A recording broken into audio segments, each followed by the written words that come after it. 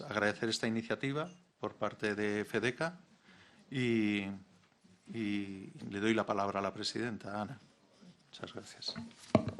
Hola, buenos días a todos. Muchísimas gracias por venir. Muchas gracias a los que estáis conectados online. Cualquier pregunta que tengáis lo iremos moderando a través de Jorge.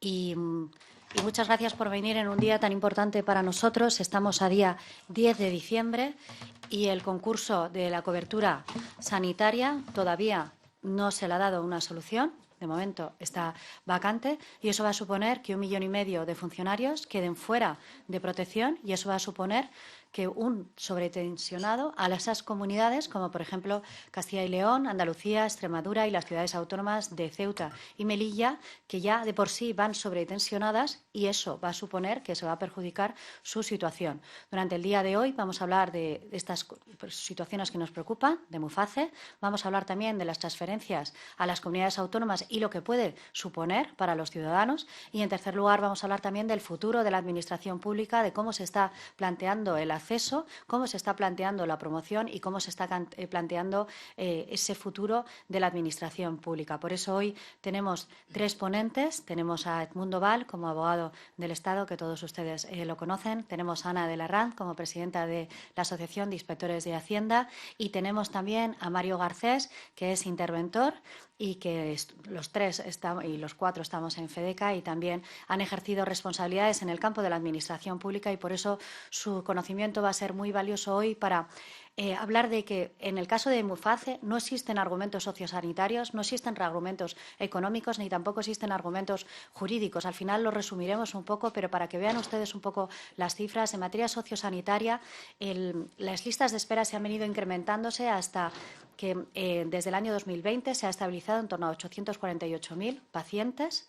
El tiempo de espera supone 121 días. En el caso de 20% de los pacientes eso se implica a 6 meses y en el caso de algunas comunidades autónomas, como veía el informe de la Secretaría de Estado de Sanidad, esta va a suponer una situación peor para comunidades autónomas como Castilla y León, Andalucía, Extremadura, Ceuta y Melilla, porque va a suponer un sobretensionado de la situación, porque si ya estábamos hablando de esas listas de espera, se van a incrementar a un 225%. Por otro lado, esas familias, ese 1,5 millones de funcionarios y sus familias van a dejar de estar protegidas y van a estar protegidas que en circunstancias bien por edad, bien por enfermedad o bien por sus circunstancias personales, no les van a proteger. Y ahí no puede el Gobierno de España dejar atrás a ese 1,5 millones. También hablamos de los 8.000 funcionarios que prestan servicios en el exterior y lo que va a suponer.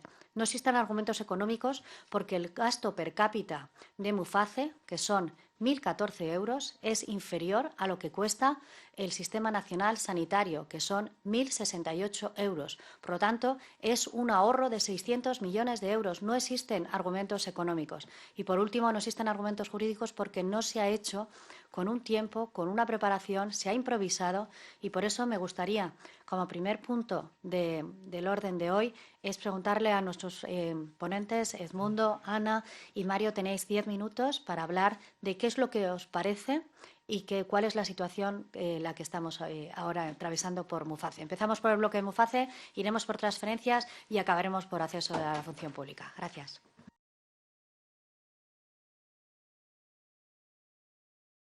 El Gobierno nos deja colgados a 1,5 millones de funcionarios, luego querrán que les votemos. Esto es lo que decía muy sencillamente el tuit y colgaba la noticia de Confilegal. Bueno, entonces a partir de ahí se generó, pues tuve la fortuna, el gusto de ver resucitados a todos mis odiadores profesionales, a los haters de Twitter, lo cual es muy bueno porque te hace ver cuáles son los argumentos, pulsas la sensibilidad de esos trolls que andan ahí medio dormidos, como si fueran zombies, y de repente cuando les excitas, resurgen, ¿no? Aparte de alguna amenaza de muerte, lo cual es ya la medalla máxima que uno puede tener cuando publica algo en Twitter, en X, los argumentos son los que todos conocemos de la generalidad, o una gran parte de la sociedad española, ¿no? Esos malditos funcionarios. Sois unos privilegiados, no os pueden echar y encima tenéis una sanidad privilegiada. Queréis que os atiendan porque los demás somos chusma y vosotros sois unos señoritos. Yo quiero hoy desmontar estos argumentos sociológicos, aparte de lo que es la cuestión económica y la sociosanitaria, y en la económica, por ejemplo, poner de manifiesto cómo el sistema de salud, el Sistema Nacional de la Salud, cuando las pruebas o las operaciones o las intervenciones que se tienen que hacer son medianas, muchas las derivan a lo privado. ¿Por qué? Porque sale más barato. Porque resulta que la gestión privada de la sanidad, como muy bien has dicho, Ana, sale más barata. Qué cosas más raras, ¿no? Entonces, ¿por qué será esto? A lo mejor es que lo público está mal gestionado. A lo mejor es que no hay una eficiencia a la hora de gestionar los recursos públicos en la sanidad pública. Porque si el coste por mutualista es más barato en Muface y con las aseguradoras concertadas que en lo público, algún motivo habrá. ¿Por qué nadie ha estudiado esto nunca? Sino que simplemente se limitan a decir, menudo morro tenéis, que vais a la seguridad privada, vosotros que sois funcionarios, no como nosotros que somos chusma, ¿no? Que es lo que te vienen a decir cuando publicas cualquier cosa en este sentido, ¿no? Listas de espera. Pues listas de espera, tan sencillo como si vives en un barrio de nueva construcción, en donde hay 35.000 personas viviendo en un barrio en el norte de Madrid que no le han creado el ambulatorio de la Seguridad Social y están dependiendo del de al lado, pues estamos hablando de listas de espera de cita para la atención primaria y especializada de 1 año. A mi propia hija, que ha salido de clases pasivas porque ya tiene un trabajo y al estar cotizando en la Seguridad Social tiene que salir del régimen, ya no es beneficiaria de Muface, le han dado una cita para dentro de 8 meses. ¿Qué ha pasado? Pues que le he pagado un seguro privado. Claro. ¿Por qué? Porque me lo puedo permitir. ¿Y quien no se lo pueda permitir? Porque claro, otra de las cosas que te dicen siempre es, hombre, como tú eres rico, como tú eres un funcionario del grupo A1, como los funcionarios ganáis tanto dinero. ¿Sabéis cuánto cobran los funcionarios del último grupo de la administración? 1.000 euros netos al mes. Es decir, que hay funcionarios mileuristas también. Que todo eso de que todos nosotros ganamos mucho dinero, bueno, los que estamos en FEDECA, sí, porque somos del grupo A1, pero tenemos A2, tenemos grupos inferiores, y estos también se van a tener que pagar un seguro médico, porque no van a poder. Porque no van a poder.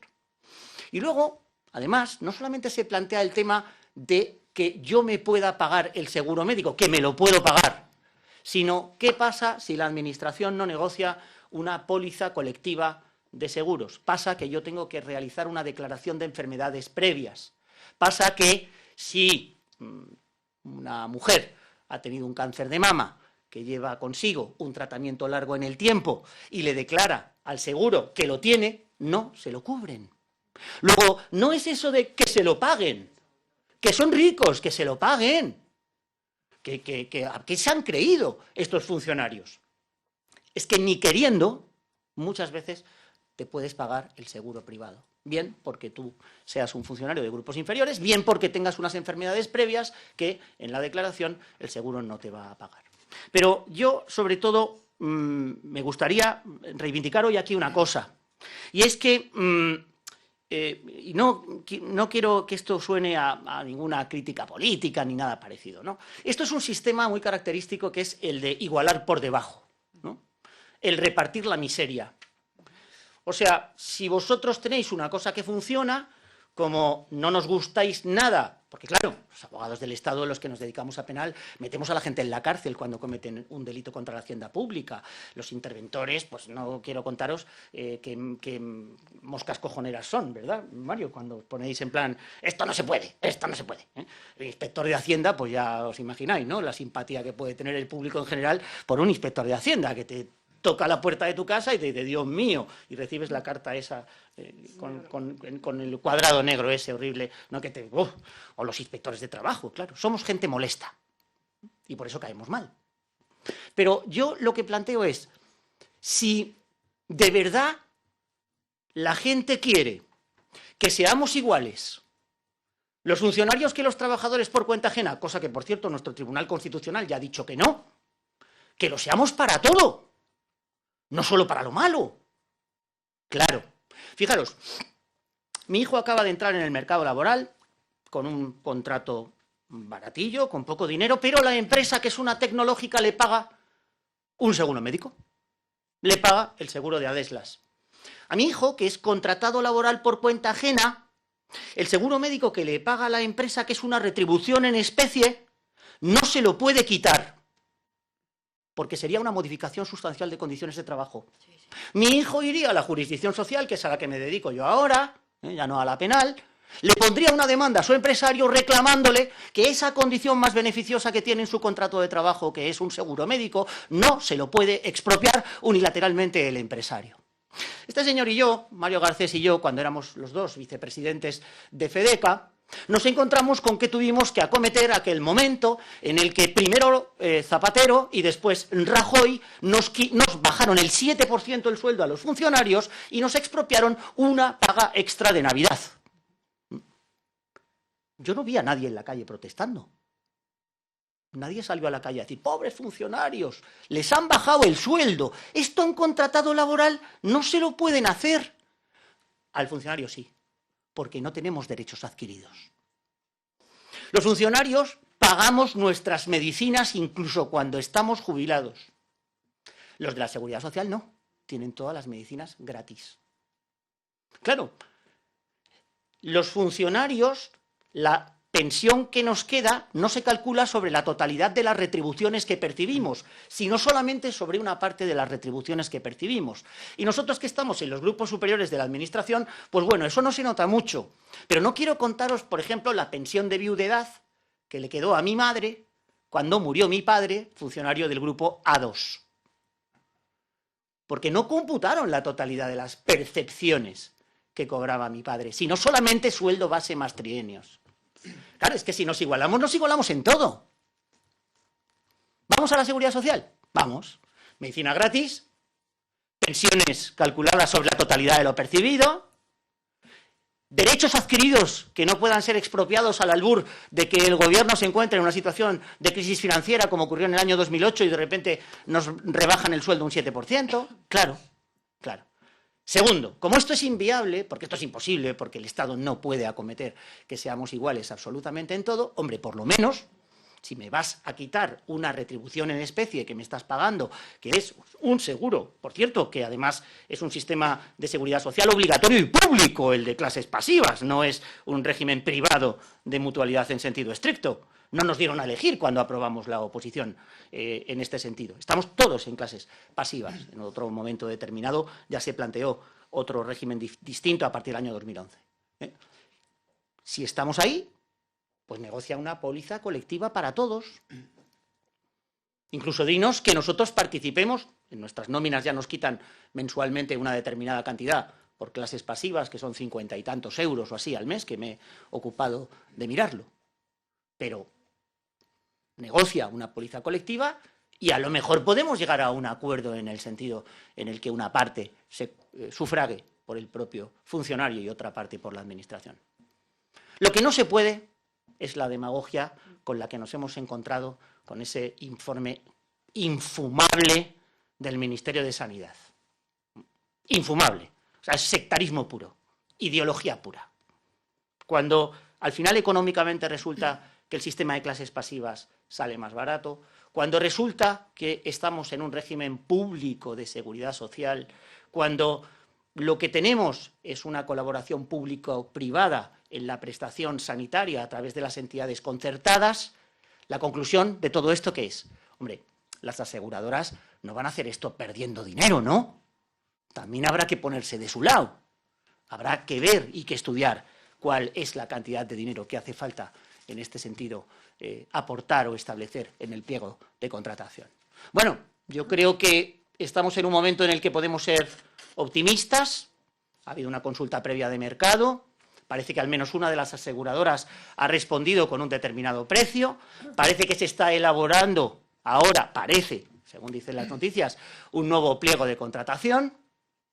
Tenemos hasta el día 31 de enero en principio, para esta asistencia médica. Se puede prorrogar, además, de forma forzosa durante 9 meses más.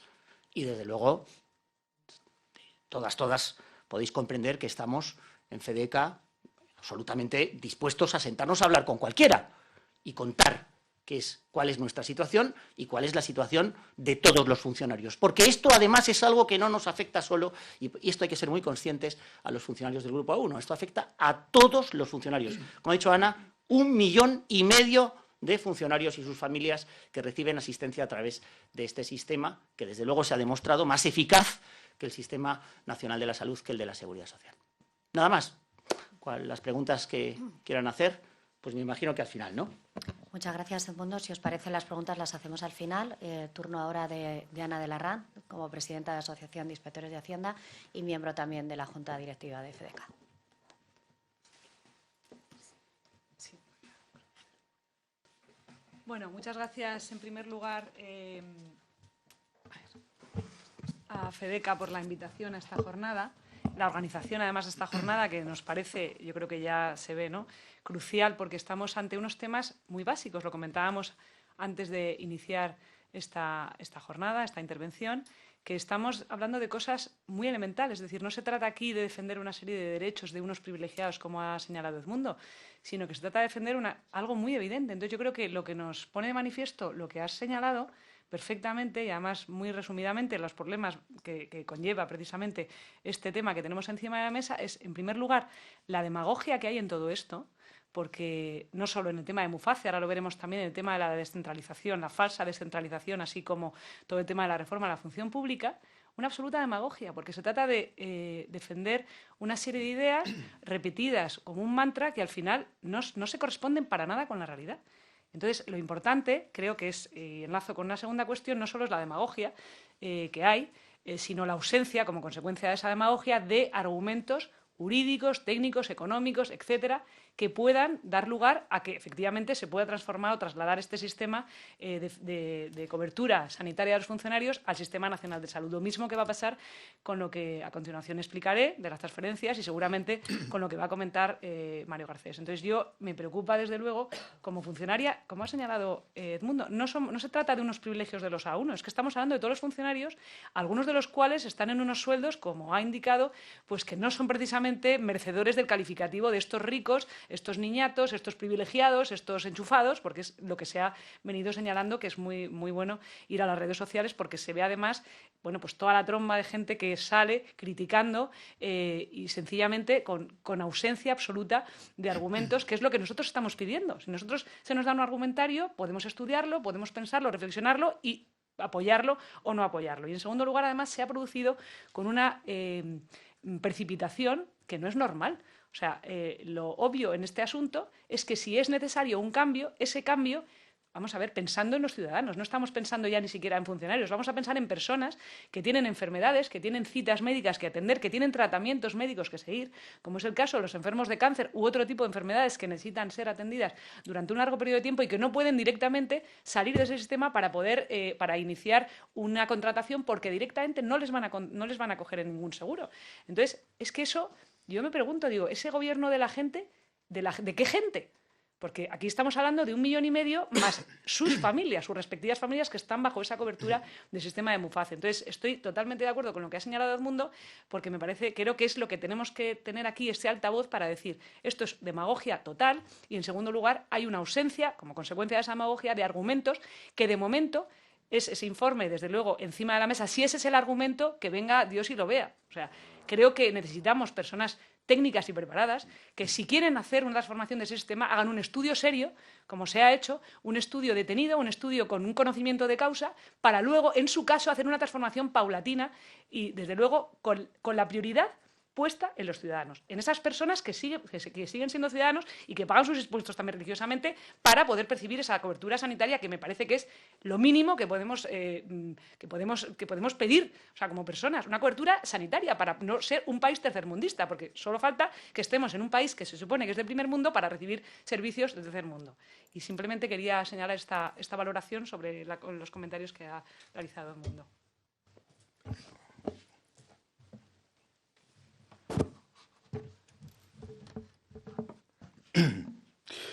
Muy bien, buenos días. Muchísimas gracias, Ana. Muchísimas gracias a FEDECA y gracias a Cosital, una vez más, por su amabilidad, que siempre la he sufrido y la he experimentado durante muchísimos años. Gracias por el trabajo que desarrolláis, ¿no? La verdad es que esto me produce cierta nostalgia, Edmundo, porque tú y yo, que hicimos hasta un sindicato, convertimos FEDECA en un sindicato y ganamos unas elecciones, la verdad es que volver aquí otra vez a la batalla nos rejuvenece. Y eso, la verdad es que dejamos la tribuna del Congreso y volvemos otra vez a la batalla funcionarial, ¿no? Cuando surge un conflicto de este tipo, el relativo a Muface, hay que plantearse por qué surge. Porque en la raíz del conflicto encontraremos probablemente las causas del problema, ¿no? ¿Este es un conflicto de raíz ideológica o de necesidad económica y presupuestaria? ¿O realmente han hecho un conflicto ideológico de un problema económico presupuestario? ¿O realmente se han enfrentado nuevamente las dos almas del gobierno?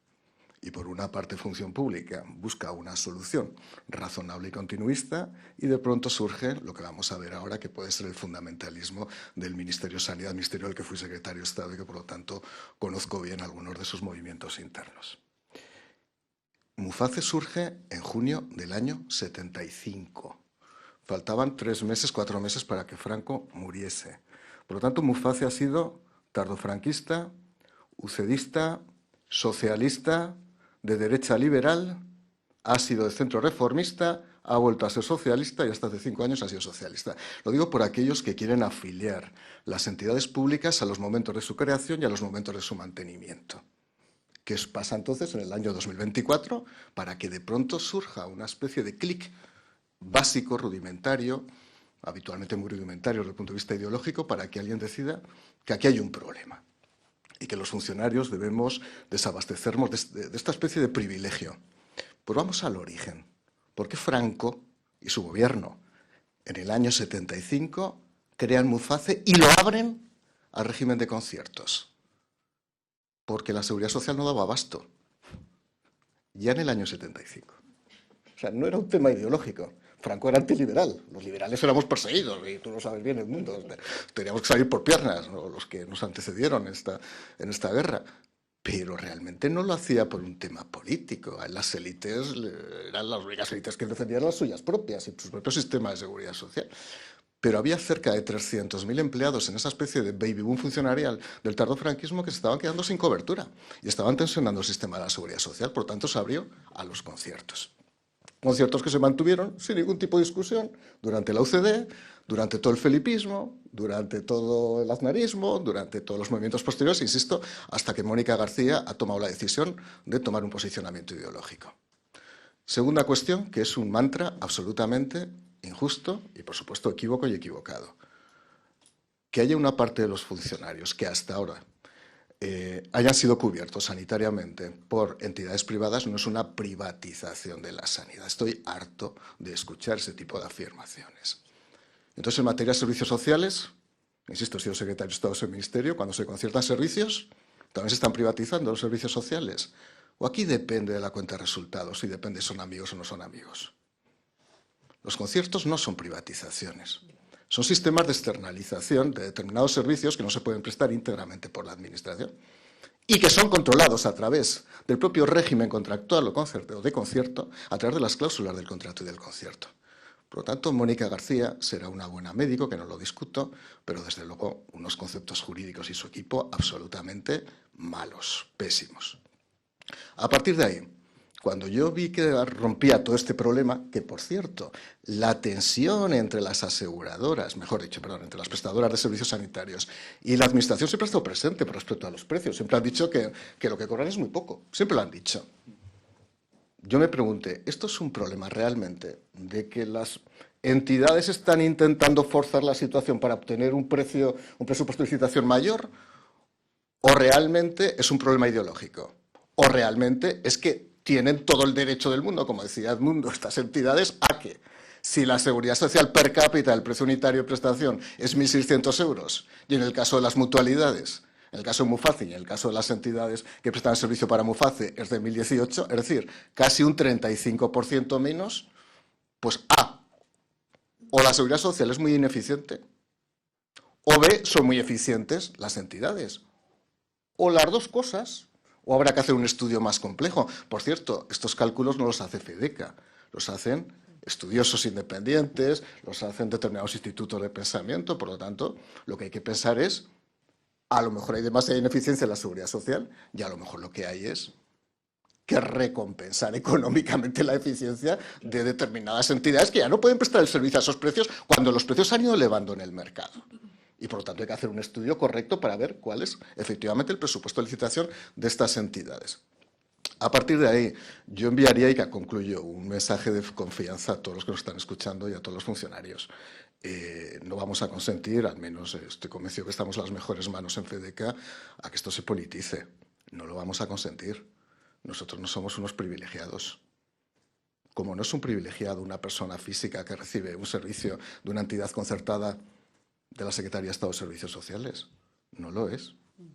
Estamos ante determinados servicios que se prestan porque no se pueden prestar directamente por la Administración. Por lo tanto, calma, paciencia y, mientras esa parte del Gobierno que intenta imponer una agenda ideológica absolutamente decadente, pues se le dará, moverán las campanas, harán informes, se entretendrán, pero yo estoy convencido que se tendrá que imponer la lógica, entre otras cosas, porque no hay posibilidad de que se imponga otra cosa. ¿Cómo se van a atender a 1,5 millones de funcionarios de pronto en la Seguridad Social? ¿Está dispuesta la ministra de Sanidad a cargar esa responsabilidad en las comunidades autónomas, que son las que prestan los servicios sanitarios, porque es una competencia transferida? ¿Le puede decir a los funcionarios que tienen ahora mismo su historial en esas entidades cómo se va a traspasar a la Seguridad Social?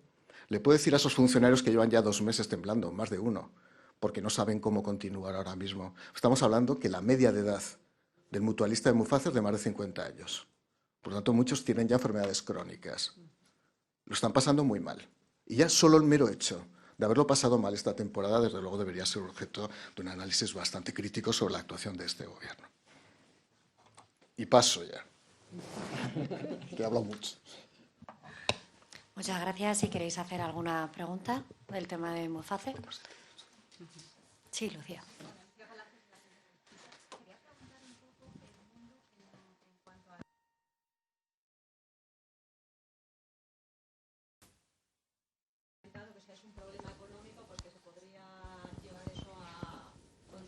Consensuar si hiciera falta pagar una parte del Estado y otra parte los funcionarios. No sé cómo sería un poco eso. Gracias. La cuestión es que, como ha dicho Ana, esto se ha planteado de una forma precipitada, como ha dicho Mario también, desde una manera completamente ideológica sectaria. Me ha gustado mucho el análisis inicial de la intervención de Mario. ¿Esto es una cuestión presupuestaria y económica o es una cuestión ideológica o son las dos cosas, ¿no?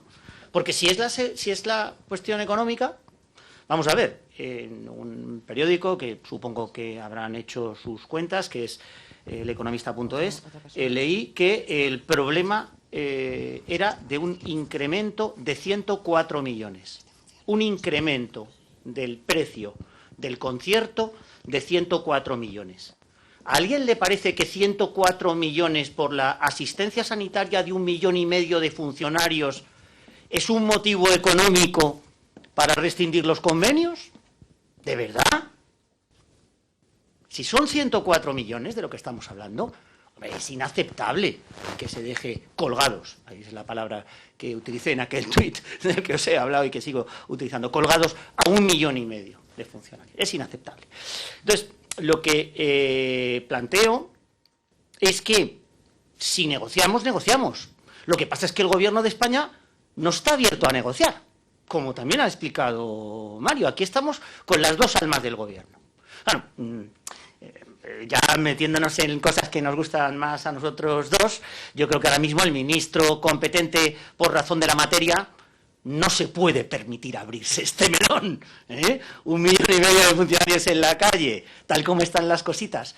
Para nuestro ministro actualmente competente en materia de función pública, hombre, algún interés, ya no por el bien de los pobres funcionarios, sino por su propio bienestar político, me imagino que tendrá en la continuidad del sistema. Y por otro lado, el sectarismo de nuestra querida ministra médico y madre, que parte de este concepto, ¿no?, de para todos igual. Funcione o no funcione, se dé la asistencia o no se dé. Bueno, pues entre el todo y el nada, yo pensando pensando con mi asociación, con la de Abogados del Estado, conociendo los debates que se han dado también en el seno de FEDECA, hombre, pues hay otras opciones. Nosotros, por ejemplo, en FEDECA somos colectivos en donde algunas de las profesiones que se ejercen en la administración pública son profesiones colegiadas. Los abogados no tenemos que estar colegiados para ejercer como abogados del Estado, pero los ingenieros, los arquitectos, etcétera, sí. Pues ellos tienen sus seguros médicos en sus colegios profesionales. Otra de las cosas que se me ocurre a mí decir es, oiga, mire, si me está usted pagando una retribución en especie, que es un seguro médico, insisto, pongo el mismo ejemplo que el de mi hijo, igual que la empresa de mi hijo se lo está pagando a mi hijo, si usted deja de prestarme el concierto, deme el dinero. Deme el dinero a mí. Y ya me busco yo la vida. No, Mónica García lo que dice es, no, con ese dinero que nos ahorramos se lo damos a la Seguridad Social, a las comunidades autónomas, para que de esa forma implementen la prestación sanitaria de ese 1,5 millones. Ya, para mañana, ¿no? Para mañana. O sea, yo le doy a la Comunidad de Madrid, que es una de las más damnificadas, o sería una de las más damnificadas, porque aquí es donde más funcionarios hay, y tendría que recibir un aluvión, un auténtico tsunami de funcionarios reclamándole a la puerta prestaciones sanitarias, pero como yo ya le he dado, pues, 325 millones, que es lo que le correspondía a la Comunidad de Madrid, pues todos están contentos. Pero, hombre, por favor, vamos a ser serios. O sea, que de la noche a la mañana va a haber más hospitales, va a haber más centros de atención primaria, va a haber una mejor atención especializada porque se realice el trasvase. Lo ha dicho Ana antes, que podemos hablar de esto. Podemos hablar de esto a largo plazo, de una forma paulatina, establecer soluciones imaginativas, algunas de las cuales he puesto yo encima de la mesa.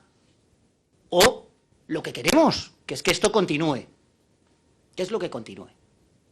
¿Qué es lo que queremos que continúe? Pero si hay que negociar, pues hay opciones, hay opciones. Lo que no puede ser es que una decisión esté motivada por esos motivos, que sea de la noche a la mañana, que no esté estudiada, que no esté fundamentada, que no existan argumentos, porque no los hay, los hemos estado comentando, sociosanitarios, económicos, jurídicos, y que de la noche a la mañana, de 31 de diciembre a 1 de enero, nos encontremos que 1,5 millones de funcionarios queden sin la cobertura sanitaria. Y como comentaba Edmundo, estamos hablando de una edad de 50 años, donde muchos pacientes, como comentaba Mario, tienen problemas crónicos. Y lo que no podemos hacer es que ya la incertidumbre de la enfermedad se le sume la incertidumbre de quién le prestará esa cobertura. Lo que pedimos desde FEDECA es que se dialogue, se hable con nosotros y que se hagan propuestas serias, basadas con argumentos, pero en ningún momento razones de oportunidad ni razones que ya de por sí puedan empeorar el sistema sanitario de salud a las comunidades autónomas y que pueda perjudicar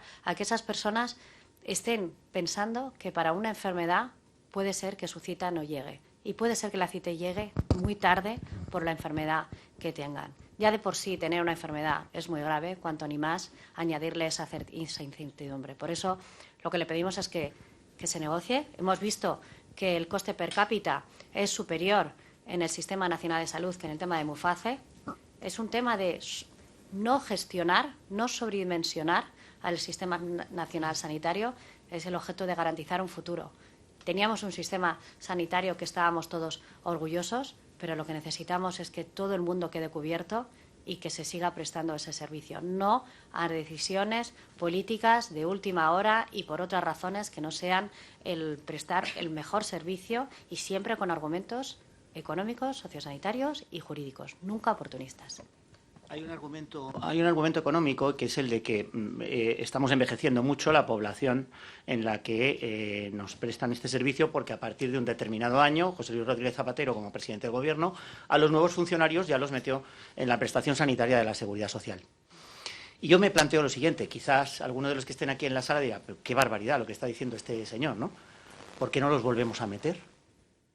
A todos aquellos a los que les sacamos, a los que el Gobierno hace unos cuantos años lo sacó a la Seguridad Social, porque uno de los argumentos es, claro, es que están ustedes cada día más mayores y cada día más achacosos, ¿no? Cada día más enfermitos y, por lo tanto, nos cuesta más dinero tener que realizar la prestación sanitaria. Oye, ¿y por qué no volvemos a meter a los jóvenes, a los nuevos funcionarios que van incluyéndose en la administración, que van aprobando sus oposiciones y que a partir de un año, creo que fue 2011, ¿no? Me parece, cuando a todos ellos de forma obligatoria los metieron en la prestación sanitaria de la Seguridad Social.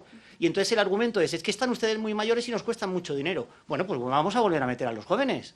Y ya será entonces más barato porque estas personas también contribuirán al sistema y no tendrán apenas enfermedades. Pero si tenemos en cuenta, además, las cifras que tanto Ana como Mario han dicho en la gestión de la prestación sanitaria de los mutualistas, es que esto va a suponer encima un ahorro para el Estado. Es decir, que incluso si ampliamos la base de funcionarios que son objeto de tratamiento a través de los conciertos médicos, esto puede suponer un ahorro también para el Sistema Nacional de la Salud. Y, por supuesto, descongestionar el sistema y que los ciudadanos que están en el Sistema Nacional de la Salud vean reducido su tiempo de espera, su tiempo de citas previas, el tiempo en el que les van a realizar las pruebas o las operaciones correspondientes, etcétera. O sea, que igual a lo mejor hay que darle una pensada en el sentido exactamente opuesto al que está planteando la ministra de Sanidad. Sí, Álvaro, bueno, lo que queráis. ¿Qué tal, Álvaro Celorio de Economía Digital?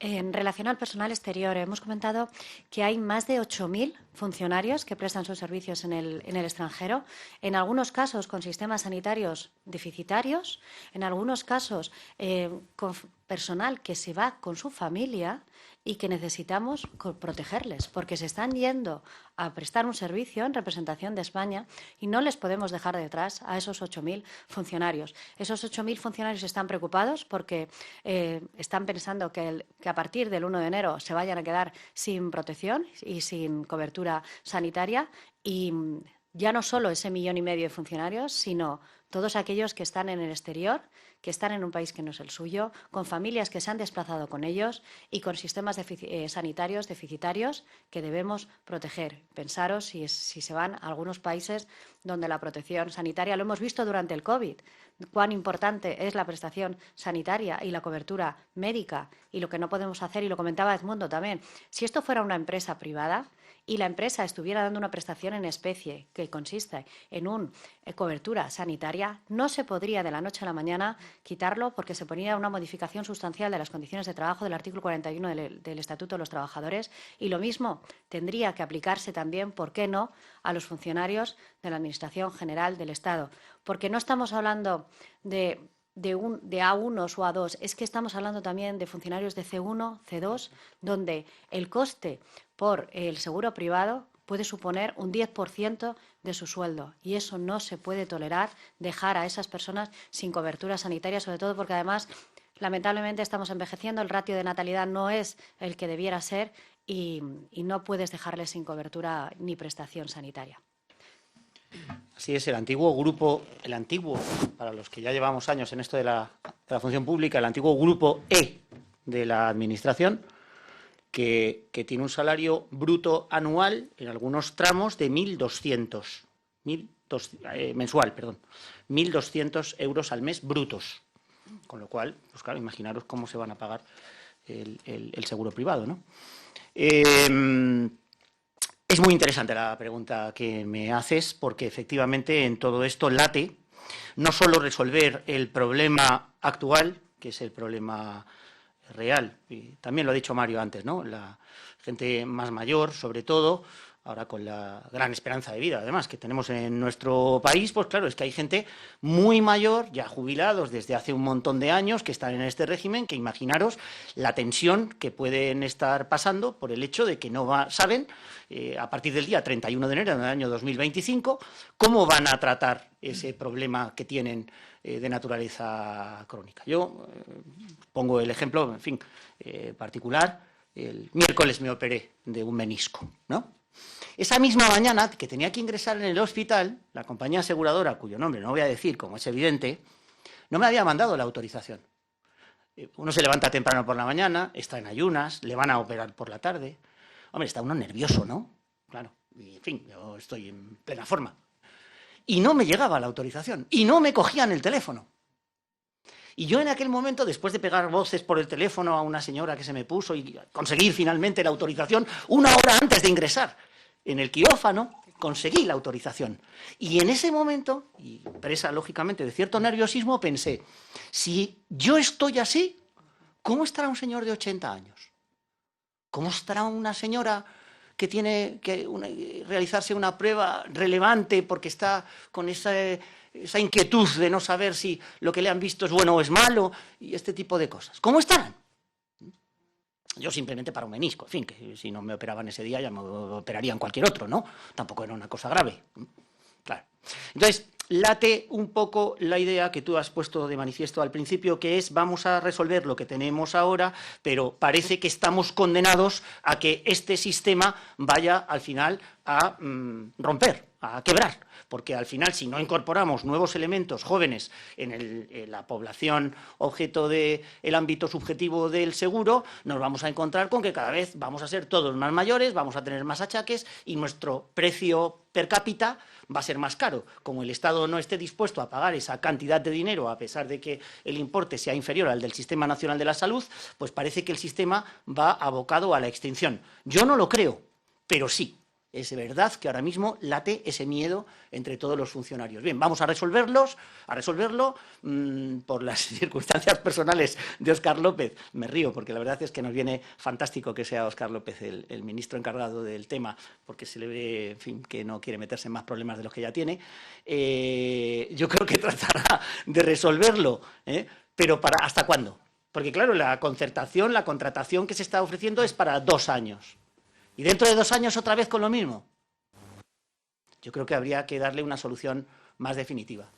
Yo creo, sinceramente lo digo, esto no lo he visto escrito en ningún periódico, no he visto que nadie saliera a contarlo, sé que puede ser chocante para las personas que están en el Sistema Nacional de la Salud, pero yo creo que la solución de futuro es reintegrar al sistema de concierto sanitario a toda la población, a todos los compañeros funcionarios que a partir del año 2011 entraron en la Seguridad Social y volver a ampliar la base de personas a las que hay que prestar esta asistencia sanitaria de forma que el colectivo se componga no solamente de personas que van acrecentando su edad y sus achaques, sino también de gente más joven que van contribuyendo y que, sin embargo, pues no hacen apenas gasto del sistema sanitario.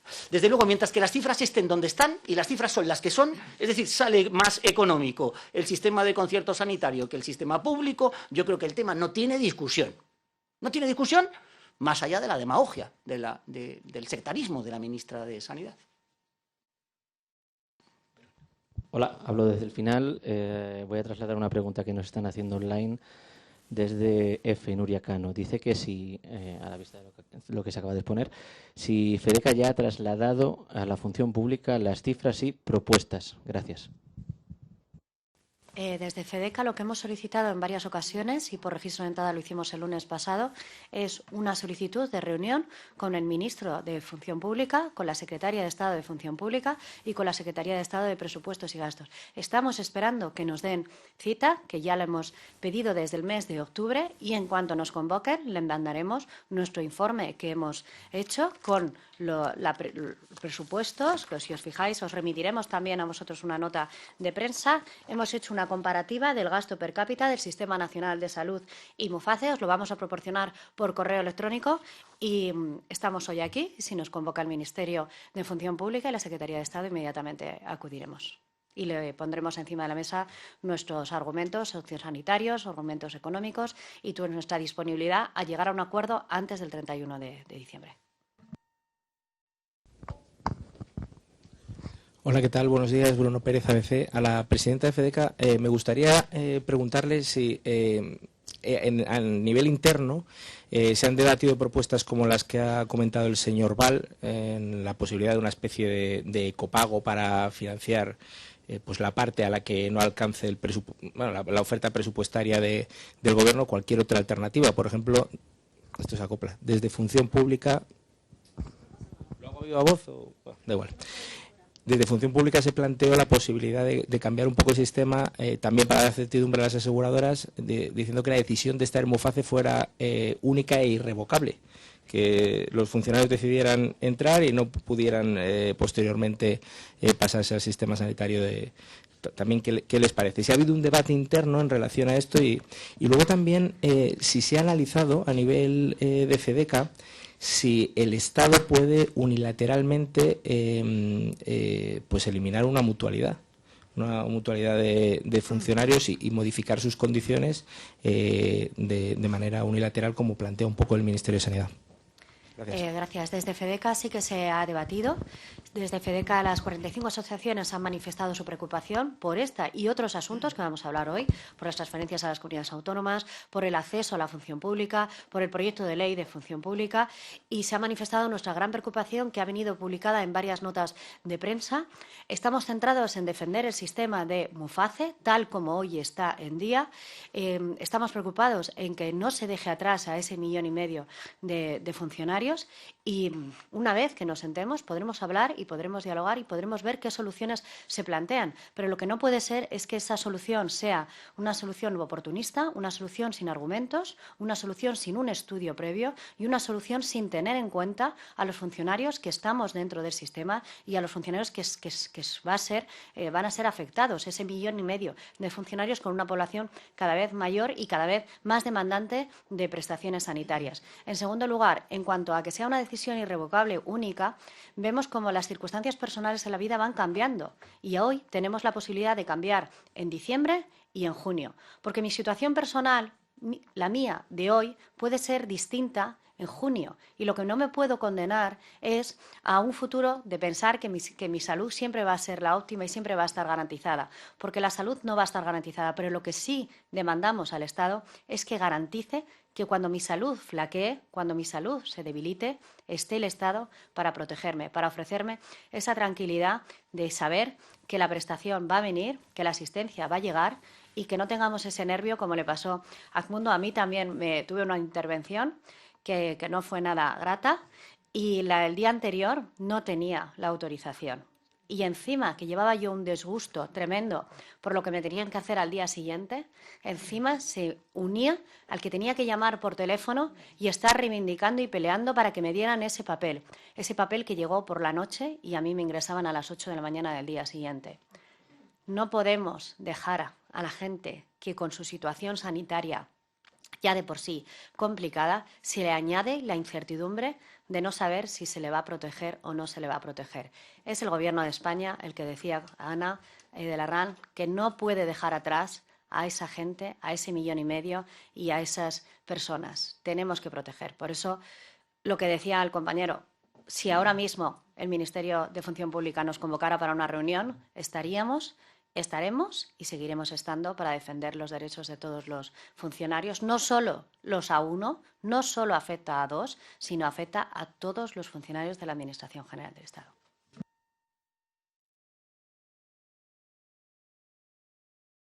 Los compañeros, los que están conectados. Nada, solo que tengo una duda con el tema de las autorizaciones. ¿Esto es ahora debido al fin de Muface o es habitual que cuando pedís una autorización para una operación os la deis hasta 1 hora antes de la operación o hasta la noche antes? Gracias. No, viene siendo un problema, pero claro, se está agravando también por la incertidumbre que tiene el funcionario, porque muchos compañeros nuestros les están diciendo ya desde las propias aseguradoras que a partir del 1 de enero no les van a atender. Les están diciendo también que si van a pedir una cita que requiere un tiempo, no les van a coger esa cita, porque están previendo ya que ese concierto va a llegar a su fin. Entonces, por eso que todo sistema es mejorable, por supuesto que sí. También el sistema de lo privado, también de las aseguradoras. Pero lo que no se puede hacer es que si ya en los años 75 teníamos un problema de sobreintensionado el sistema de seguridad de salud, por eso surge el concierto de Muface. Por eso el informe que ha hecho la Secretaría de Estado de Sanidad y que nosotros le hemos preparado un informe y que se lo remitiremos, no estamos de acuerdo en las cifras y en los datos que ha presentado porque comunidades autónomas como Castilla y León, Andalucía, Extremadura y las ciudades autónomas de Ceuta y Melilla, el pasar de la noche a la mañana a asumir esa carga de 1,5 millones de funcionarios llevaría consigo a que si esas listas de espera, que ya están en 121 días, se ampliasen a 227 días. Las listas quirúrgicas tendrían un aumento del 115%, pasando de 17 días a 19 días. No podemos sobredimensionar el sistema. Por eso lo que siempre pedimos y pedimos hoy es que toda decisión sea fundamentada, argumentada y que no sea improvisada y que no sea por razones oportunistas ni por otra ideología. No podemos jugar con la salud de la gente en base a criterios políticos. No se puede. Sí, el análisis, si habéis hecho un análisis jurídico de si el Estado puede unilateralmente disolver una mutualidad. No me lo pego tanto y así se escucha. Si puede disolver una mutualidad o cambiar las condiciones de manera unilateral. Bueno, veíamos que en la empresa privada eso no se podría hacer de manera unilateral. Edmundo lo que estaba comentando es que ese concierto con Muface tiene una periodicidad de 2 años para que cada esos 2 años se renueve, se negocie y se... Lo que pasa es que lo que no puede ser es que se improvise del mes de octubre al mes de diciembre. Todo requiere un proceso de revisión de esas cláusulas. Por supuesto que es un concierto que la Administración General del Estado revisa y supervisa e interviene para que sea prestado conforme a las cláusulas de ese convenio y que tiene vida propia, se revisa y se analiza por parte de la Administración Pública, porque estamos hablando de lo público. Y tanto Mario como Edmundo o como Ana pueden también argumentar, porque se trata de un dinero público utilizado para unos fines que tienen que estar justificados, analizados y supervisados. Y es que el régimen jurídico de los funcionarios no tiene absolutamente nada que ver con el de los laborales, que esta es la cuestión. Nada que ver. El régimen de derecho laboral, como lo ha dicho ya Ana, propio del Estatuto de los Trabajadores, de la Ley Reguladora de la Jurisdicción Social, de la Ley General de la Seguridad Social, no tiene nada que ver con el régimen estatutario, reglamentario de los funcionarios. Nosotros, los funcionarios, no tenemos derechos adquiridos. Contaba antes cómo Mario Garcés y yo hace muchos años pues tomamos un poco la batalla de pelear contra esa bajada de sueldo de los gobiernos de Rajoy y de Zapatero por la expropiación de la supresión de una paga extraordinaria y la bajada de, para el grupo A1, una media del 7,1% del salario como consecuencia de la crisis financiera económica que tenía que llevar consigo pues una rebaja del gasto público. Esto en el mundo laboral es inviable, salvo que haya una autorización por parte del Ministerio competente de un ERTE o un ERE, una modificación sustancial colectiva de condiciones de trabajo. A los funcionarios no. El funcionario llega al gobierno y dice, oye, tú mañana el complemento específico te lo voy a bajar. Pero hombre... Pero, claro, yo tengo una expectativa también, ¿no?, de mi vida personal, de mis gastos, de pagar mis hipotecas, de llevar a los niños al colegio, de pagar el coche, etcétera, etcétera. Bueno, pues yo no tengo, ninguno de los que estamos aquí sentados tenemos la expectativa de que nuestras retribuciones no sean tocadas, no sean rebajadas. Entonces, la pregunta es, ¿puede jurídicamente el gobierno disolver la mutualidad? Pues lamentablemente es que en el régimen de la función pública es así. Es que es así. Para que vean todos estos que nos llaman privilegiados, chulitos, ha dicho Ana muy bien, ¿no? Estos señores privilegiados, chulitos, del grupo A1, ricos, que somos todos ricos, que no nos despiden. A mí me hace mucha gracia cuando me dicen eso de que no me despiden. A mí particularmente, me hace mucha gracia porque, en fin, muchos de vosotros sabréis cuál es mi historia personal, ¿no? No te despiden, pero te meten un tan que te dejan doblado cuando te cesan, en el puesto de libre designación. Entonces, efectivamente, es que el gobierno con la administración tiene un poder tan grande que luego cuando tú vas a recurrir, y Mario y yo en aquel momento pues protagonizamos un poco esa reacción jurídica por la vía del recurso contencioso administrativo frente a la bajada de los sueldos, ¿y qué pasó? Que perdimos, que no ganamos, que al final las resoluciones de los tribunales contencioso administrativos dijeron que el gobierno podía rebajar el salario de los funcionarios. Cuanto más quitarles la asistencia sanitaria, disolver la mutualidad de funcionarios, etcétera, etcétera. Tiene poder omnímodo sobre las condiciones laborales de los funcionarios. Si luego tenemos en cuenta, y me vais a permitir un pequeño desahogo ahora, porque es algo en lo que en FEDECA hemos peleado hasta la saciedad, si tenemos en cuenta que si el día de las elecciones sindicales en la Administración, y yo he sido representante del personal del Ministerio de Justicia en la Junta de Personal durante 4 años, si todos los funcionarios del Grupo A1 fueran a votar a FEDECA ese día, ni aún así podríamos estar sentados en la mesa de negociación por ese concepto atávico del sindicato más representativo, y resulta que los funcionarios del Grupo A1 de la Administración no nos podemos sentar en la mesa de negociación para poder negociar cara a cara con el Gobierno porque no tenemos la condición de más representativos y no tenemos la posibilidad de obtenerla, pues claro, te das cuenta que al final, ¿en manos de quién estás? ¿Qué te queda? ¿Salir a la calle a montar una manifestación? Sí, pues es lo que quedará por hacer y es lo que haremos, desde luego, en el caso de que no haya ninguna posibilidad de negociación, porque esto no nos lo vamos a comer sin protestar y sin pelear, como es evidente.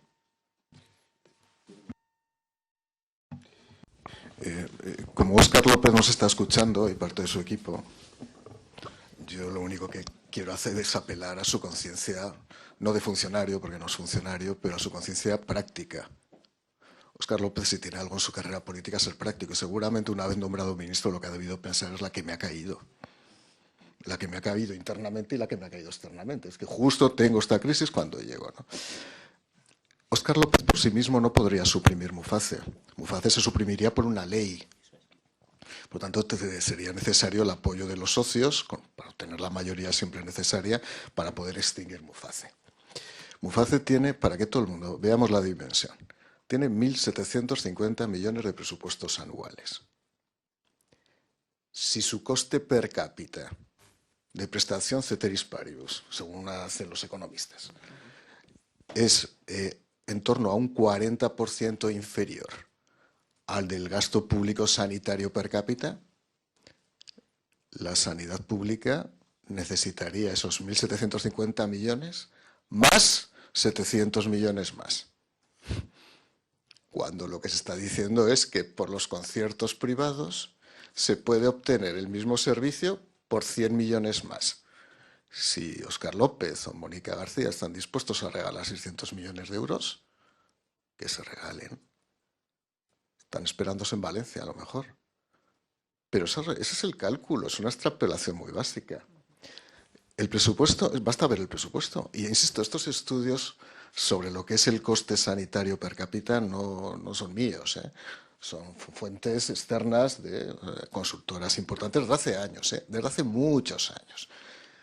Y seguramente han sido utilizados por las entidades prestadoras privadas de servicios para decir, oye, mira, que aquí estamos saliendo palmando. Y eso, que para algunos supone una especie de pulsión lucrativa por parte del capital desaforado y por parte...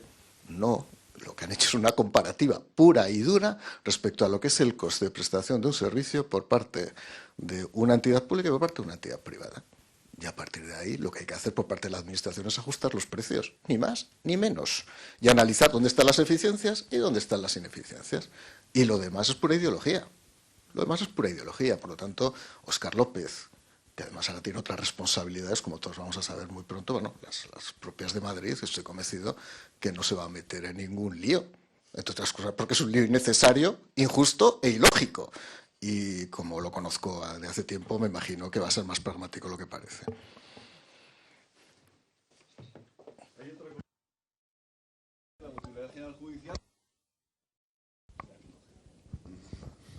Entonces no tiene sentido eso. ¿Por qué? No, me lo dijo una amiga. ¿Por qué? Porque la población no está tan envejecida.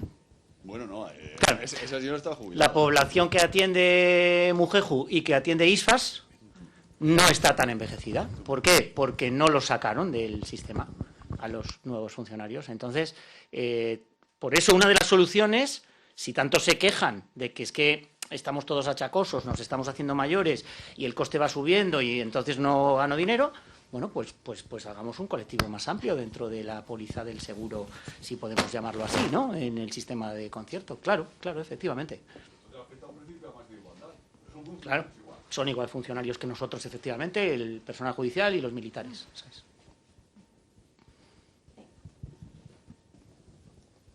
Hola, Óscar Jiménez del Confidencial. Yo quería preguntar, por una parte, si se han reunido con las aseguradoras o si van a pedir hacerlo para conocer también su visión.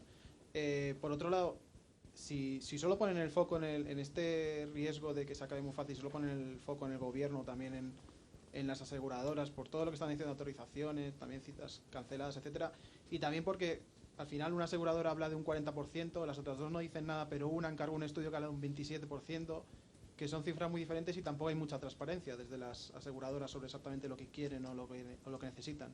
Y luego, por otra parte, también en línea con lo preguntado, pero que no me ha quedado claro, es si estarían dispuestos a largo plazo a negociar un fin de Muface o si eso es una línea roja. Gracias. No nos hemos reunido con las aseguradoras. Lo que solicitamos reunirnos es con el Ministerio de Función Pública, que es con el que dependemos. Somos funcionarios de la Administración General del Estado y a quien debemos y a quien estamos adscritos orgánica y funcionalmente es a los ministerios. Por lo tanto, la reunión solicitada es con ellos y porque es el Ministerio el que tiene que negociar con las aseguradoras. Nosotros a nivel de FEDECA no tenemos que negociar con las aseguradoras. Lo que tenemos que hablar es con el Ministerio y lo que tenemos que hablar es con el Gobierno y lo que tenemos que hablar también son con los grupos parlamentarios a través de las enmiendas que hemos hecho del proyecto de ley de función pública y no estamos dispuestos a negociar un fin de Muface porque nosotros no estamos dispuestos a dejar a 1,5 millones de funcionarios sin cobertura sanitaria.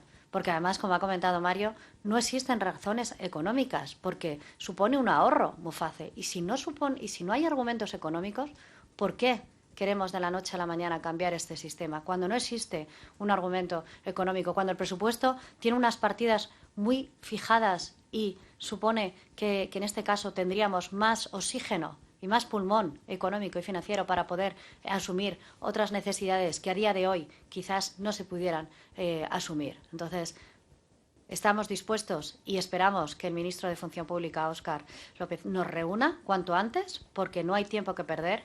Estamos a día 10 de diciembre y el fin de año llega ya.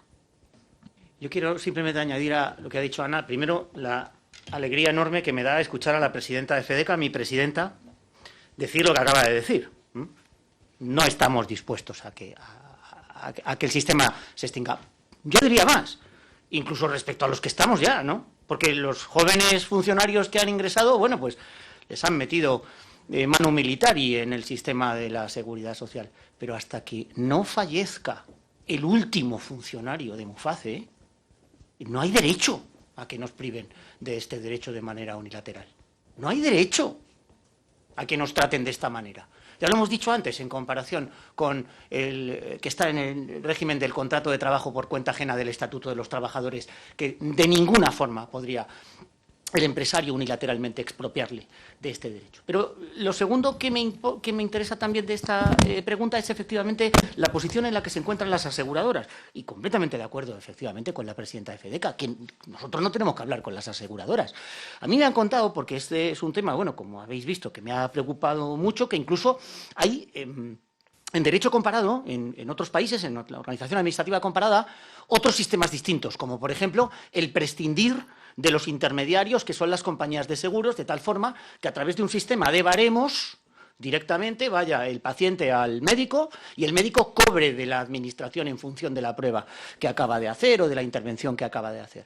Y ahí está un poco, pues yo creo que la buena voluntad que yo creo que desde esta mesa se está demostrando en relación a nos vamos a sentar y vamos a hablarlo, pero acabar con el sistema cuando llevamos tantos años en este sistema, cuando hay tanta gente mayor que está en este sistema, una alegría escuchar de verdad de Ana Erkoreka que desde luego no vamos a renunciar a este sistema.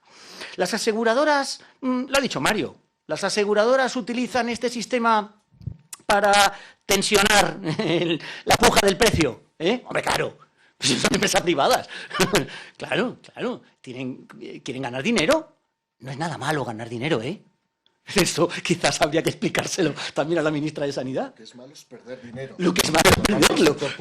Claro, quiebran, las empresas quiebran, sus empleados se van a la calle, se incrementa el paro, que es lógicamente esta tensión entre el concierto, la aseguradora y la administración, pues es lógico que se plantee. De ahí la importancia que también ha dicho Mario de que existan estudios detallados e independientes y específicos de cuánto coste le supone a la aseguradora y cuál es su margen real de beneficio.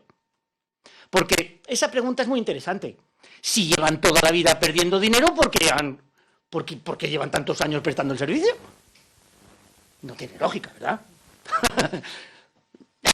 Claro, habrá que meterse y ver efectivamente cuál es su margen de beneficio, porque también obtienen otro beneficio complementario, que es el caso que os he puesto antes, el de mi hija, que deja de ser beneficiaria de clases pasivas y de la mutualidad porque encuentra un trabajo, porque tiene un trabajo, y entonces te llama la compañía de seguros y te dice, como es antigua mutualista, antigua beneficiaria, le voy a hacer un seguro muy barato. Y efectivamente, muy barato. Así tengo yo a mi hija en la empresa aseguradora. O sea que también la aseguradora obtiene beneficios indirectos porque amplía su potencial de mercado en su ámbito estrictamente privado, fuera de lo que es el régimen de clases pasivas. ¿Y todas estas cosas son difíciles de valorar?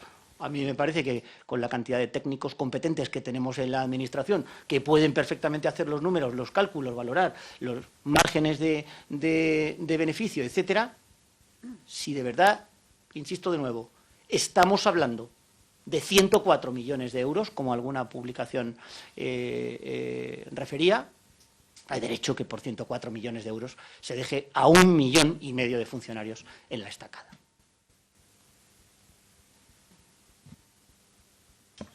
Si no hay más preguntas, si os parece, vamos a pasar al siguiente bloque en materia de transferencias de competencias de la Administración General del Estado a las comunidades autónomas. Desde FEDECA estamos muy preocupados por competencias que eran, que son y que deben seguir siendo de la Administración General del Estado, en base al artículo 149.1.1, donde señala que la competencia es exclusiva del Estado para garantizar la igualdad de todos los españoles en el ejercicio de sus derechos y sus deberes constitucionales. Hoy vamos a hablar de varios ejemplos, como en materia tributaria, en materia de la legislación básica y la gestión económica de la Seguridad Social y también del acceso, de la promoción de funcionarios, según el artículo 149.1.18. En materia tributaria, solo por haceros un poco unas pinceladas para que luego sean más desarrolladas por Ana. La competencia exclusiva del Estado la tiene para establecer tributos, según el artículo 133 de la Constitución española. También las comunidades autónomas por ley, pero lo que no puede ser es que recauden ese impuesto a nivel estatal íntegro por parte de las comunidades autónomas, porque eso supondría que un incremento del fraude, como os lo contará Ana, supondría vulnerar y romper el principio de igualdad y supondría también romper la solidaridad financiera. En segundo lugar, en materia de la legislación básica y la gestión económica de la Seguridad Social, según el artículo 149.1.17, si transferimos la gestión económica de la Seguridad Social, supondría romper la unidad de caja, supondría acabar con el principio de solidaridad entre las comunidades autónomas y supondría acabar con el principio de igualdad.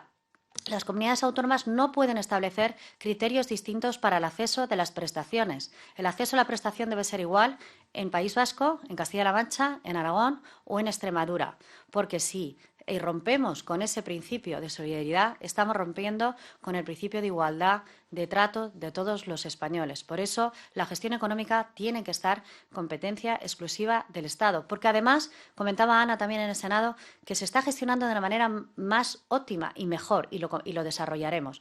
Y por último, tenemos que destacar, hoy estamos en la sede de Cositales y también de cuerpos como Absital, de secretarios, interventores y tesoreros de la Administración local. tiene que tener un ámbito nacional, un carácter nacional, y su acceso y promoción tiene que seguir siendo de la Administración General del Estado, porque para garantizar la independencia, la imparcialidad y que nuestro trabajo solo esté bajo los parámetros de eficacia, eficiencia, coordinación, descentralización y con pleno sometimiento a la ley y al derecho, solo se puede hacer bajo el paraguas de la Administración General del Estado. No se puede transferir a la comunidad autónoma o al ente local, porque eso puede suponer un peligro a nuestra imparcialidad, que está reconocida y garantizada por el artículo 103. Si os parece, comenzamos en materia tributaria con Ana y vamos perfilando también en otras cuestiones que intervendrá tanto Mario como Edmundo. Gracias. Muchas gracias, Ana. Yo creo que lo has explicado muy bien y lo has introducido bien este tema. Y enlazando con lo que estábamos comentando y con lo que señalaba Edmundo, yo creo que volvemos aquí a preguntarnos, lo primero, antes de ver las consecuencias que puede tener esta ruptura, que nosotros hemos llamado ruptura, porque no se trata de transformar o de modificar, es sencillamente instalar un nuevo sistema que nada tiene que ver con el anterior, como ahora explicaré. Lo primero que nos preguntamos nosotros desde la asociación, y además no nos lo preguntamos ahora, llevamos tiempo porque este tema no es nuevo, todos lo sabemos, de parte de algunos grupos independentistas, políticos independentistas, pues se ha ido pidiendo y señalando que lo que se quería eran las llaves del Letamendi, que es sencillamente la sede de la Agencia Tributaria del Estado en Cataluña. Y, por lo tanto, lo que se quería era quedarse, pues eso, con la Agencia Tributaria Española para pasarla a una comunidad autónoma como si de un país independiente se tratara. Entonces, lo primero que uno se pregunta es ¿por qué? Porque las cosas tienen que tener siempre su porqué. Y en este caso, pues reflexionamos diciendo, bueno, a ver si hay alguna razón, pues desde el punto de vista de la eficiencia, de la burocracia, de la reducción de los costes de cumplimiento, por ejemplo, para el ciudadano, cumplimiento tributario, que cada vez tenemos un sistema tributario más complejo, todos lo sabemos, ahora explicaré brevemente, y resulta que es que no encontramos ningún argumento jurídico, técnico, económico, financiero, de ningún tipo. Entonces, lo único que nos encontramos es una situación de una necesidad de apoyo político que en una comunidad autónoma determinada y nada más. Entonces, el peligro de eso es que, además, esa posición de una autonomía se ha asumido directamente por el Gobierno de España, sin contar con el resto, una vez más, con el resto de los que tienen que intervenir en esta ecuación, que son el resto de las comunidades autónomas. Entonces, es lo primero que nos preguntamos. ¿Hay algún argumento que se nos pueda ofrecer para nosotros decir, oye, pues vamos a estudiarlo, vamos a analizarlo y a señalar los pros y los contras?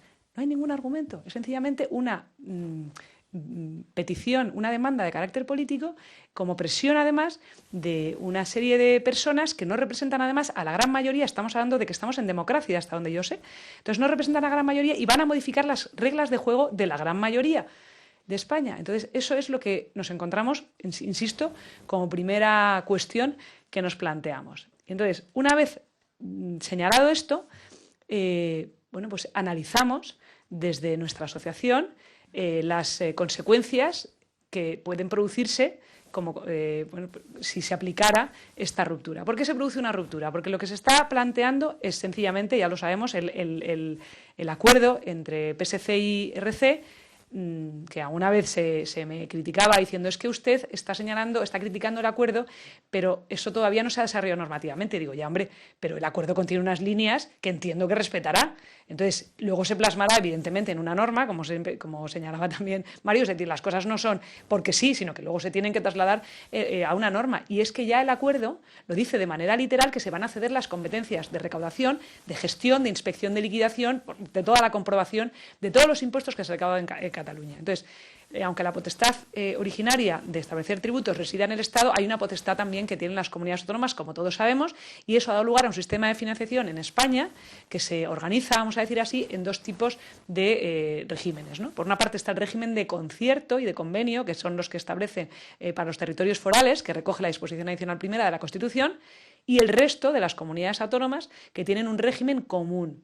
Entonces, si queremos, porque es lo que se quiere, por mucho que se dé una denominación distinta, si queremos establecer un régimen de concierto que podemos discutir o no, pero está establecido en nuestra Constitución, y si queremos trasladar ese régimen de concierto a otras comunidades autónomas, como es el caso de Cataluña, ahora se dice que está la posibilidad abierta al resto de las comunidades autónomas, bueno, es de traca la situación, pues usted tendrá que modificar lo primero el texto constitucional para dar amparo a eso. Entonces me da igual que se llame concierto, convenio, lo que sea. La denominación acuerdo de singularidad especial, singularidad peculiar, es que da igual el nomen juris, como hemos dicho, que se utilice. Aquí lo importante es lo que hay detrás, desde el punto de vista de la realidad de lo que se pretende, que es una cesión íntegra, como ha señalado Ana, de todas las competencias del Estado hacia una comunidad autónoma. Y eso, de momento, o sea, hay unas reglas de juego, pues es alterar, decimos, ese tablero en el que se establecen estas reglas de juego, y usted tendrá, en primer lugar, que afrontar las consecuencias de índole, que son las primeras que quería señalar, de índole jurídico, es decir, modificar el texto constitucional. Y luego, a partir de la modificación del texto constitucional, tendrá que modificar las leyes pertinentes, la Ley de Organización y Financiación de las Comunidades Autónomas, las leyes de cesión de tributos de las comunidades autónomas y la ley particular de cada una de las comunidades autónomas, si es que usted quiere llevar a cabo ese proyecto de ruptura de la financiación. Eso desde el punto de vista de la juridicidad. En segundo lugar, desde el punto de vista económico. Y nosotros es verdad que no deberíamos de meternos en el primer tema y en el segundo tema porque no es nuestro, no es nuestro tema específico, en el sentido de que el tercer tema, que es el de la administración tributaria, que es el que más me detendré, pues sí que es el tema sobre el que tenemos que pronunciarnos. Pero como está inevitablemente ligado, pues tenemos que, es imposible decir, bueno, ¿por qué usted entiende que es una ruptura? Por lo que acabo de señalar, porque el sistema de financiación está organizado de esta manera y si se desorganiza y se establece otro sistema, pues usted tendrá que afrontar una serie de consecuencias de índole jurídico, sí o sí, de modificación de una serie de normas, empezando por la norma que está en la cúspide de la jerarquía normativa, que es la Constitución. En segundo lugar, consecuencias económicas. Insisto que sobre este tema no somos especialistas, pero hemos escuchado a un sinfín de especialistas pronunciarse sobre estas cuestiones relativas a que el sistema de financiación pues alterará el reparto de competencias y, por supuesto, la prestación de servicios a los ciudadanos. Volvemos a encontrar y a poner en el epicentro al ciudadano, que recibe una serie de servicios que tienen que prestarse de acuerdo por el Estado en una serie de condiciones de igualdad, y resulta que no van a poder prestarse porque hay una comunidad autónoma que esto en el plano personal es mucho más, o sea, es más fácil de entenderlo. Una persona que gana más tiene que aportar más a las arcas públicas. Pues lo mismo, una comunidad que gana más tendría que aportar más a las arcas públicas. Bueno, pues esto que en un plano personal se ve perfectamente, en el plano que ya nos vamos al de las regiones, pues no se entiende, y entonces esta región, sencillamente, como lo ha demandado históricamente una parte de la región, pues lo que quiere es sencillamente quedarse con todas estas, toda la financiación, y luego ya decide, es que es muy divertido, ¿no? Es como si yo, bueno, pues digo, no, en el IRPF usted me da a mí todo íntegramente, que yo ya decidiré en función del uso que hagan, y si son o no responsables. O sea, se está erigiendo una potestad que no le corresponde y, desde luego, con un afán de superioridad con respecto al resto de las comunidades autónomas, detrás de las cuales hay una serie de ciudadanos que precian los servicios, porque, insisto, hablamos de regiones, pero los derechos no son de las regiones, los derechos son de los ciudadanos. El derecho a la asistencia sanitaria, el derecho a la educación es de un ciudadano en particular. Entonces, eso es lo que se va a quebrar. E insisto, me remito a los argumentos, al argumentario que han dado personas técnicas en la materia, como puede ser, por ejemplo, hemos compartido con el MESA también nuestro congreso, Ángel de la Fuente, que es el director ejecutivo de FEDEA, de la Federación de Estudios de Economía Aplicada, que ha señalado desde hace muchísimo tiempo cuáles son las consecuencias de romper este sistema de financiación. Y ahora me voy a la tercera pata, que serían las consecuencias en el ámbito tributario, que es precisamente de lo que nosotros hablamos pues con más conocimiento de causa, porque nos dedicamos a ello y estamos dentro de la agencia tributaria. Entonces, es verdad que existe, como dentro del sistema de financiación, pues unas competencias que también ejercen las agencias autonómicas. Pero la agencia estatal tiene una serie de competencias que sencillamente se asumen por la agencia estatal por razones de eficiencia y por razones de la lógica que voy a indicar ahora mismo. En primer lugar, tiene un sistema de información único y, por lo tanto, todos los datos que se reciben de los contribuyentes, por ejemplo, para elaborar el borrador de las declaraciones del IRPF de todos los años en la campaña de renta, es normal que sea mucho más eficiente que lo reciba y que lo tenga la agencia tributaria, que se fraccione, porque esto va a dar lugar a una serie de problemas que van a sufrir los contribuyentes. O sea, insisto, no estamos aquí, que también lo hemos indicado en varias ocasiones, no estamos defendiendo una posición de ningún tipo de los funcionarios que estamos trabajando en la agencia tributaria, sino que estamos intentando defender a los contribuyentes que se quejan muchas veces de que tienen que tratar, en algunos casos, con diversas administraciones. Bueno, pues, oye, ¿por qué vamos a tener que ir para atrás en el sentido de fraccionar una administración que funciona bien y que funciona eficientemente y que tiene, bueno, pues una agilidad que, desde luego, de la que no gozaría, ni mucho menos si estamos hablando de un fraccionamiento de esa agencia tributaria? En segundo lugar, tiene ese sistema de información único, es necesario para gestionar lo que se llama el perfil de riesgo el contribuyente. Por lo tanto, si tenemos todos los datos, esto funciona de la siguiente manera, tengo todos los datos de los contribuyentes y de todos los retenedores, obligados, etcétera, todos los que participan en esta aplicación del sistema tributario, para elaborar precisamente las posibles campañas de comprobación que se realizan por parte de la agencia tributaria. Y esto es fundamental para una adecuada lucha, como ha señalado Ana muy bien, una adecuada lucha contra el fraude. Entonces, ¿por qué es necesario? Porque tenemos que garantizar la igualdad. O sea, lo que no es lógico es que digamos, bueno, pues ahora resulta que vamos a fraccionar, ¿para qué? Para que se aproveche esas brechas por parte de los defraudadores. ¿Y quiénes van a pagar el pato? Pues como siempre, los más vulnerables, los que menos recursos tienen. Entonces, aquí sencillamente estamos defendiendo, vuelvo a insistir, al ciudadano. De tal manera que tenemos que garantizar además la igualdad entre todos y la igualdad también en una lucha contra el fraude adecuada para que los que no están pagando y no están contribuyendo adecuadamente pues lo hagan en los términos que tiene que hacerse de acuerdo con el sistema tributario que tenemos y que nos hemos dado. ¿Vale? Entonces, en segundo lugar, bueno, en el sistema de información, como tiene esas dos patas, como he dicho, un sistema de bases de datos única, como he indicado precisamente, para que coordinar todas estas actuaciones y una comprobación de las actividades económicas que también tiene que estar en un plano nacional, porque las actividades económicas se desenvuelven por todo el territorio nacional y, desde luego, si separamos y fraccionamos ese control sobre las actividades económicas, sobre el impuesto sobre sociedades o el impuesto sobre el valor añadido, por poner un ejemplo, pues ahora que conocemos por prensa muchos fraudes que se producen en este plano, pues desde luego los fraudes se van a multiplicar. Tan era así que el proyecto inicial de hace muchos años, precisamente de la disgregación de la Agencia Tributaria Catalana, preveía ya un aumento en el plazo de prescripción para comprobar las deudas tributarias, porque sabía que iba a haber un aumento de fraude fiscal. O sea, que tampoco son tontos en este sentido. Y esto está claro. O sea, si lo sabían en ese momento, pues ahora, evidentemente, no iba a ser menos la cuestión esta del aumento del fraude fiscal, ¿no? Entonces, todos estos planes de control, precisamente para la lucha contra una adecuada lucha contra el fraude fiscal, el control pues, en materia de grandes patrimonios, por ejemplo, en materia de los grandes defraudadores, todas las actividades económicas, insisto, actividades, por ejemplo, entre socio, sociedad y socio, todo ese tipo de controles que son campañas y actividades que tiene encomendada la agencia tributaria, se va a romper, insisto, ni siquiera de una manera multilateral porque lo hayan decidido todos, sino que sencillamente es un acuerdo bilateral entre el Estado y una comunidad autónoma que necesita ahora de una serie de apoyos políticos, porque si hubiera reflexionado, no sé, a lo mejor es posible, se hace ese cambio de la Constitución, se hace cambio del sistema y nos volvemos un Estado federal. Pero es que eso tampoco estaba en el programa político, entonces, del gobierno de la nación. Entonces, es lo que nos preguntamos una vez más, ¿por qué esto que se negocia de una manera bilateral, sin ninguna reflexión y sin ninguna quietud y sin los argumentos jurídicos, técnicos, económicos precisos que requiere una cuestión que va a tener estas consecuencias tan graves que acabo de señalar, pues no sé, igual, o sea, entonces, insisto, pues lo mismo que pasa con Muface o lo mismo que va a pasar, que va a comentar Mario con la función pública, yo me gustaría ver ¿dónde está la democracia de verdad? Sencillamente, o sea, que alguien me diga que esto es democrático. Porque yo, desde luego, y creo que muchas personas como yo, pues de momento no lo vemos.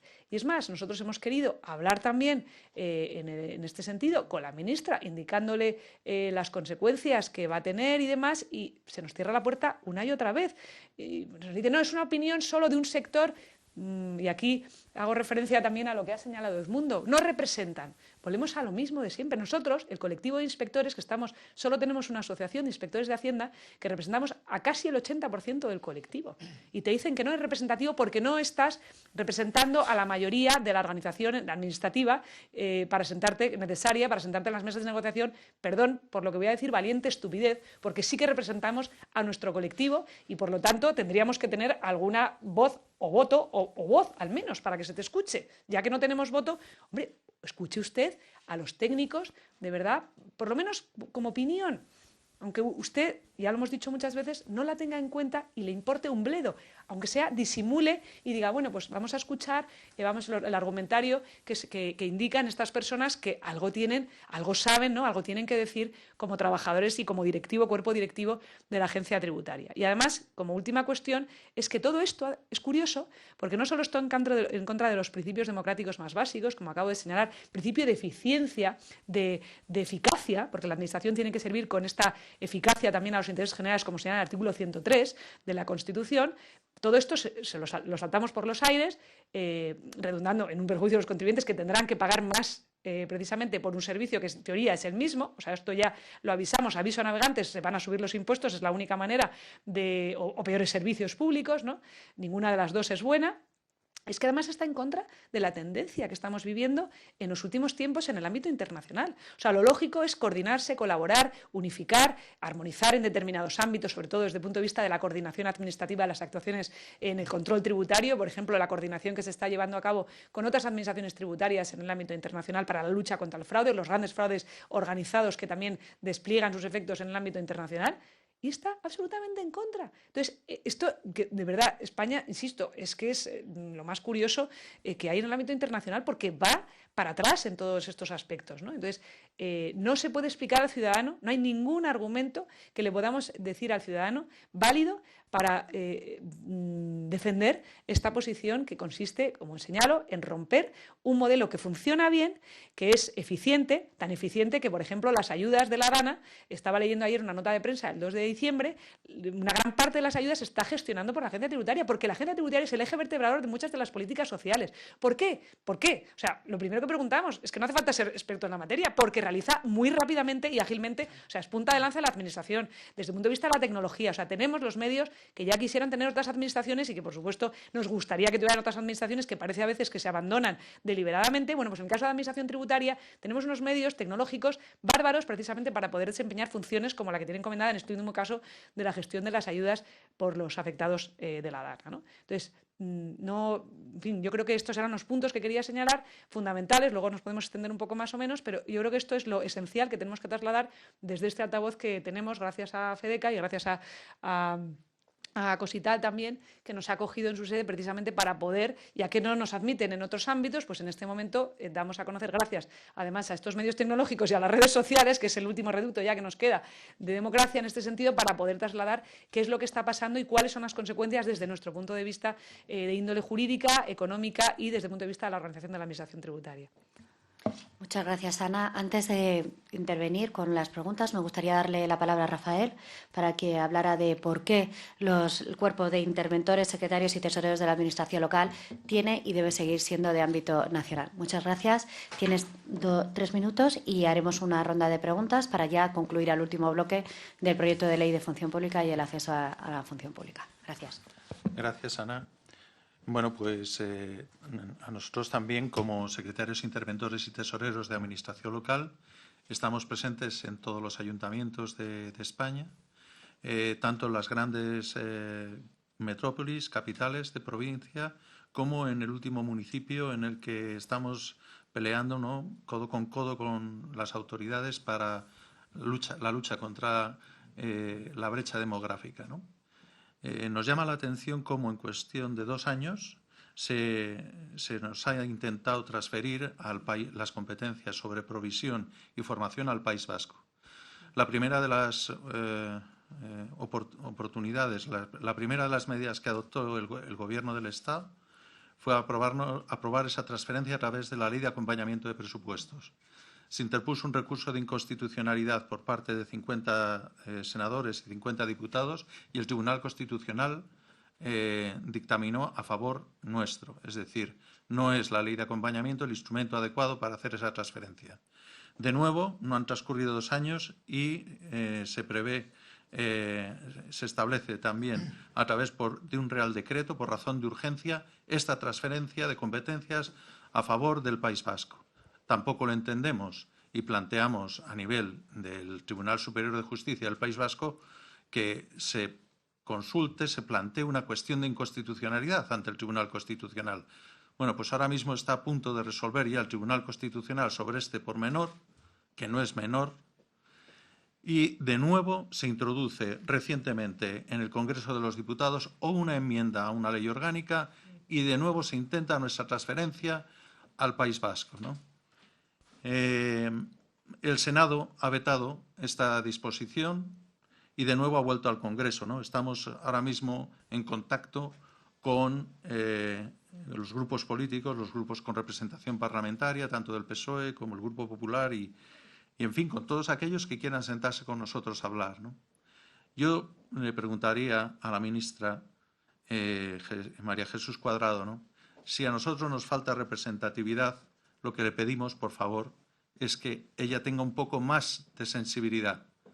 Es decir, nosotros, como funcionarios encargados del control financiero de los municipios, cuando ha habido que conseguir el superávit de las entidades locales, nos hemos tenido que pelear con los alcaldes, con los presidentes de las diputaciones provinciales, para conseguir con nuestro superávit enjugar el déficit de las comunidades autónomas y del Estado.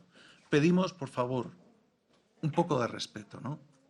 Que cuando nos han pedido remar hacia un lado, desde el Estado, no hemos tenido ningún inconveniente en trabajar de esta manera. Consideramos que nuestra transferencia al País Vasco va en perjuicio de nuestra independencia, de nuestro buen hacer, y desde luego si el Estado desea que nosotros cumplamos los objetivos de déficit que tiene el Estado, habiéndonos transferido a las comunidades autónomas, creo que va a ser una ineficacia total. Por eso agradezco esta oportunidad, Ana, que nos das para exponer lo que nos parece, bueno, pues una falta clara de sensibilidad frente a un colectivo que somos servidores públicos, ¿no?, y que solo pretendemos eso, ¿no? Gracias. Muchas gracias, Rafael. ¿Tenemos alguna pregunta? Sí, Noelia, cuando quieras.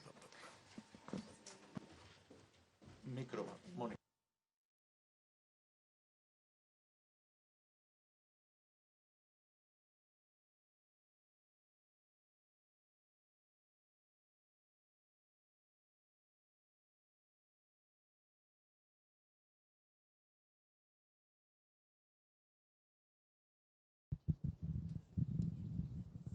Buenos días, Noelia Casado, del Economista. Bueno, muchas gracias por la explicación. Ana ha comentado, ya sé que no es su especialización, pero ya que ha mencionado también el aspecto jurídico, quería preguntar por esa transferencia a Cataluña en base al acuerdo firmado entre Esquerra y PSC, por esa necesidad de modificar la Constitución. Si creen que esta es una vía adecuada, la manera en la que habría que plantear esta reestructura de la agencia tributaria, o si es un requisito que sí o sí se debe abordar, porque creo que esto no es algo que esté sobre la mesa ahora mismo. Gracias. Por supuesto que sí. O sea, lo que acabo de señalar es que lo que se quiere hacer es una reforma de la Constitución por una vía que no es la adecuada. Entonces, sencillamente dicen, vamos a modificar la Ley Orgánica de Financiación de las Comunidades Autónomas para introducir una disposición que recoja esa singularidad fiscal, que en definitiva es un régimen de concierto, como queramos llamarlo, ¿vale? Pero es lo mismo. O sea, esa transferencia de las competencias de recaudación, gestión, liquidación e inspección de todos los impuestos recaudados en Cataluña es un régimen de concierto. Entonces, eso, si usted lo quiere hacer, pues modifica la Constitución. Entonces, lo que pasa que, bueno, como es un proceso muy complicado y no contarán con las mayorías, entiendo yo, que habrán hecho sus cálculos y no contarán con las mayorías y necesitan ese apoyo de manera urgente, volvemos otra vez a la precipitación. Hombre, por lo menos, ya que no lo hace como Dios manda, hable con el resto de las comunidades autónomas, congregue al Comité de Política Fiscal para hablar con las comunidades autónomas que van a quedar afectadas. Porque por eso algunos se han puesto en pie de guerra diciendo, oye, ¿qué va a pasar con mis servicios? Porque es que hay cosas que evidentemente son a lo mejor muy graves y se pueden producir, pero cuando ya afecta al bolsillo de las personas y a la prestación de los servicios básicos, que son, insisto, como la sanidad o la educación, por poner un ejemplo que todos podemos conocer y que nos toca muy de cerca, pues hombre, yo creo que al menos usted convoque al resto de las comunidades a ver si se llega a un acuerdo, porque el problema aquí es que hay evidentemente una necesidad de actualizar el sistema de financiación. Entonces, en ese viaje lo que han aprovechado es decir, bueno, como se necesita, pues aprovechamos y decimos, no, necesitamos además una singularidad, reconocer esa singularidad histórica, fiscal. Oye, y por pedimos todo. Pedimos la recaudación, la gestión, la inspección, la liquidación de todos los impuestos, todos, me da igual. O sea, es que no hay, decir, bueno, queremos incorporar eso, aumentar esta financiación porque habría que estudiarlo, servicios que están infrafinanciados también en otras comunidades autónomas. O sea, que si se actualiza todo. Pero es que de paso ya me quedo con todo el equipo. Y es lo que decimos, eso rompe las reglas de juego establecidas en nuestra norma fundamental. Y por eso creo que es importante señalarlo. Insisto, nosotros no somos los especialistas en constitucionalidad de la norma, pero pero entendemos que es así, y además es que todos los expertos que se han pronunciado seriamente sobre la materia, no un oportunista del momento que no tiene los conocimientos necesarios, pues no ha esgrimido ningún argumento que defienda la constitucionalidad. Y si no, vean ustedes la intervención de los diferentes expertos en el Senado reciente, en la comisión que se ha convocado de las comunidades autónomas para hablar precisamente sobre este tema. Todos han coincidido y se ha señalado en la prensa en que esto sí o sí va a ser inconstitucional si se plantean los términos, insisto, que están recogidos en el acuerdo, que entiendo que es lo mínimo que van a querer desarrollar, evidentemente, ¿vale? Y esa sería un poco la respuesta sobre la constitucionalidad de la norma. ¿Alguna pregunta más? Pasamos, si os parece, al tercer bloque. En el año 2019 se inició un debate de cómo tendría que ser el acceso a la función pública. En el año 2024 nos recibió el ministro de Función Pública, en ese momento José Luis Escrivá, para hablar cómo tenía que hacerse el acceso a la función pública. Desde FEDECA estamos abiertos a modificar, pero lo que no estamos abiertos es que esa modificación al acceso a la función pública rompa con el artículo 103 de la Constitución española, rompa con la igualdad, rompa con el mérito y rompa con la capacidad que debe prestar el servicio público y que debe prestar a los ciudadanos, porque al final de la ecuación están los ciudadanos que no se les puede hacer ni prestar un servicio de peor calidad. Por eso, lo que se planteaba era un examen tipo test y a continuación una especialización. Esa especialización no puede venir a continuación porque no es lo mismo la formación que se requiere para ser inspector de Hacienda, diplomático, abogado del Estado, interventor o inspector de trabajo, porque no es lo mismo la especialización que le pediríamos a un médico a otro, porque no entraríamos a operarnos con un médico que no fuera cirujano, que no tuviera toda la formación y que no ofreciera el mejor servicio. Por eso, para garantizar un futuro de la administración pública, lo que tenemos que hacer es ofrecer oportunidades a las personas para llegar a través de becas. En algunos cuerpos ya se están publicando y desde FEDECA hemos sido defensores desde un principio para ayudar a esa gente que por circunstancias personales, por circunstancias económicas, por circunstancias de ese momento no puedan dedicarle la exigencia que debe, porque son oposiciones muy exigentes, que requieren un mínimo de preparación, a veces de 8 horas al día, a veces 3 años, y a veces compaginarlo con un trabajo por cuenta ajena es difícil. Y por eso lo que tenemos que ofrecerles a esas personas es un futuro para que el futuro de la administración pública siga siendo con la misma calidad y con la misma eficacia, como señala nuestro artículo 103 de la Constitución española. Está encima de la mesa un proyecto de ley de función pública. Desde FEDECA hemos hecho unas enmiendas que hemos presentado a los grupos parlamentarios, que hemos enviado también al Ministerio de Función Pública, y lo que nos preocupa mucho es que se pueda suprimir, organizar o modificar cuerpos o escalas que no deben ser modificados si no es en base al acuerdo con las asociaciones y en base a un argumento de razones jurídicas y razones basadas en un argumento y en un estudio económico o por lo menos con un argumentario y con unas funciones que se pasen a hacer. No se puede hacer una valoración por temas, ni por áreas, ni por zonas, porque no se puede garantizar que esa prestación no vaya a ser realizada con eficacia. Por eso tenemos que ir a una mayor especialización, por supuesto, a una mayor eficacia. Lo comentaba Ana, que la agencia tributaria dispone de toda la información y por eso es eficaz y por eso es rápida y por eso está siendo eficiente en su tarea, y por eso lo que no podemos es bajar el nivel, bajar la valla para que todos salten. No se trata de que salten todos, se trata de ayudar a que puedan saltar. Y para eso están las becas y para eso está la ayuda, para que se garantice que en ningún momento la prestación del servicio sea realizada con menos rigor. Por eso querría dar la palabra a Mario Arcés para que os hable un poco del proyecto de ley de función pública y cómo ha tenido este recorrido. Desde FEDECA estamos en contra de la figura de los interinos. Estamos a favor de que se garantice una jubilación y un estatuto también a los funcionarios mayores, porque tenemos problema de acceso al empleo, porque lo comentábamos con María Jesús, se están convocando muchas plazas que no se van a cubrir, y no se van a cubrir no porque los funcionarios no sean buenos o no porque no tengamos ese tejido de opositores buenos, sino porque no les estamos ofreciendo las condiciones que debiéramos ofrecerles. En segundo lugar, tenemos un problema de atracción y de mantenimiento del talento, y en tercer lugar estamos dejando escapar a gente que puede servirnos a la administración pública y que la jubilación es un derecho, pero no es una obligación que se tengan que ir por el hecho de haber alcanzado una edad establecida. Tenemos que adaptar el trabajo también en el ámbito privado, de cuando se incorporan de una baja, tenemos que adaptar las condiciones de trabajo, pero lo que no podemos dejar es dejar que esas personas se vayan porque estamos dejando sin prestar ese servicio y que al final el último eslabón y la última persona perjudicada es el ciudadano. Por eso me gustaría dar la palabra a Mario Garcés,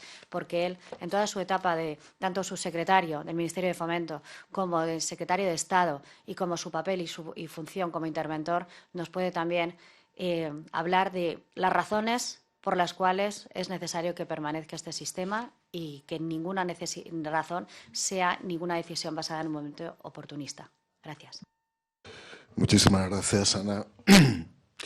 Cuando hablabas de igualdad, mérito y capacidad, son tres palabras que desgraciadamente han entrado en una decadencia absoluta en los últimos años. Y han entrado en una decadencia absoluta en los últimos años porque se han reinterpretado. La primera pregunta que hay que hacer, ¿es necesario que haya funcionarios? Los funcionarios existen y los empleos públicos existen de manera estable desde el Imperio Chino. De China fueron fundamentalmente luego esparcidos por Japón, Corea, y los franceses los atrajeron a su propia concepción de la administración en el siglo XVIII, y de ahí llegó a España. El propio Bravo Murillo decía, afortunadamente hay funcionarios públicos para garantizar la estabilidad y el conocimiento. No la dirección política, evidentemente. La dirección política no le corresponde a un funcionario, pero evidentemente le corresponde que haya un cuerpo de personas capacitadas, con formación y especializadas con el fin de poder atender los diferentes servicios que se prestan. Y a partir de ahí, lógicamente tiene que haber tres principios, unos principios que inspiren la formación de ese cuerpo de funcionarios, que son la igualdad, el mérito y la capacidad. Si cae la igualdad, si cae el mérito o si cae la capacidad, estamos destrozando el sistema tradicional de provisión de funcionarios y de empleo público, no solamente en España, sino en cualquier país. Empezaremos por la igualdad. La igualdad tiene que ser siempre una igualdad de oportunidades. La igualdad, cuando se convirtió en igualitarismo, dejó de ser igualdad. Y ahora veremos que una parte de lo que ha trazado el Gobierno como posible proyecto, como posibles fórmulas para la provisión de puestos de trabajo, está basado en el igualitarismo, no en la igualdad. La igualdad es igualdad de oportunidades.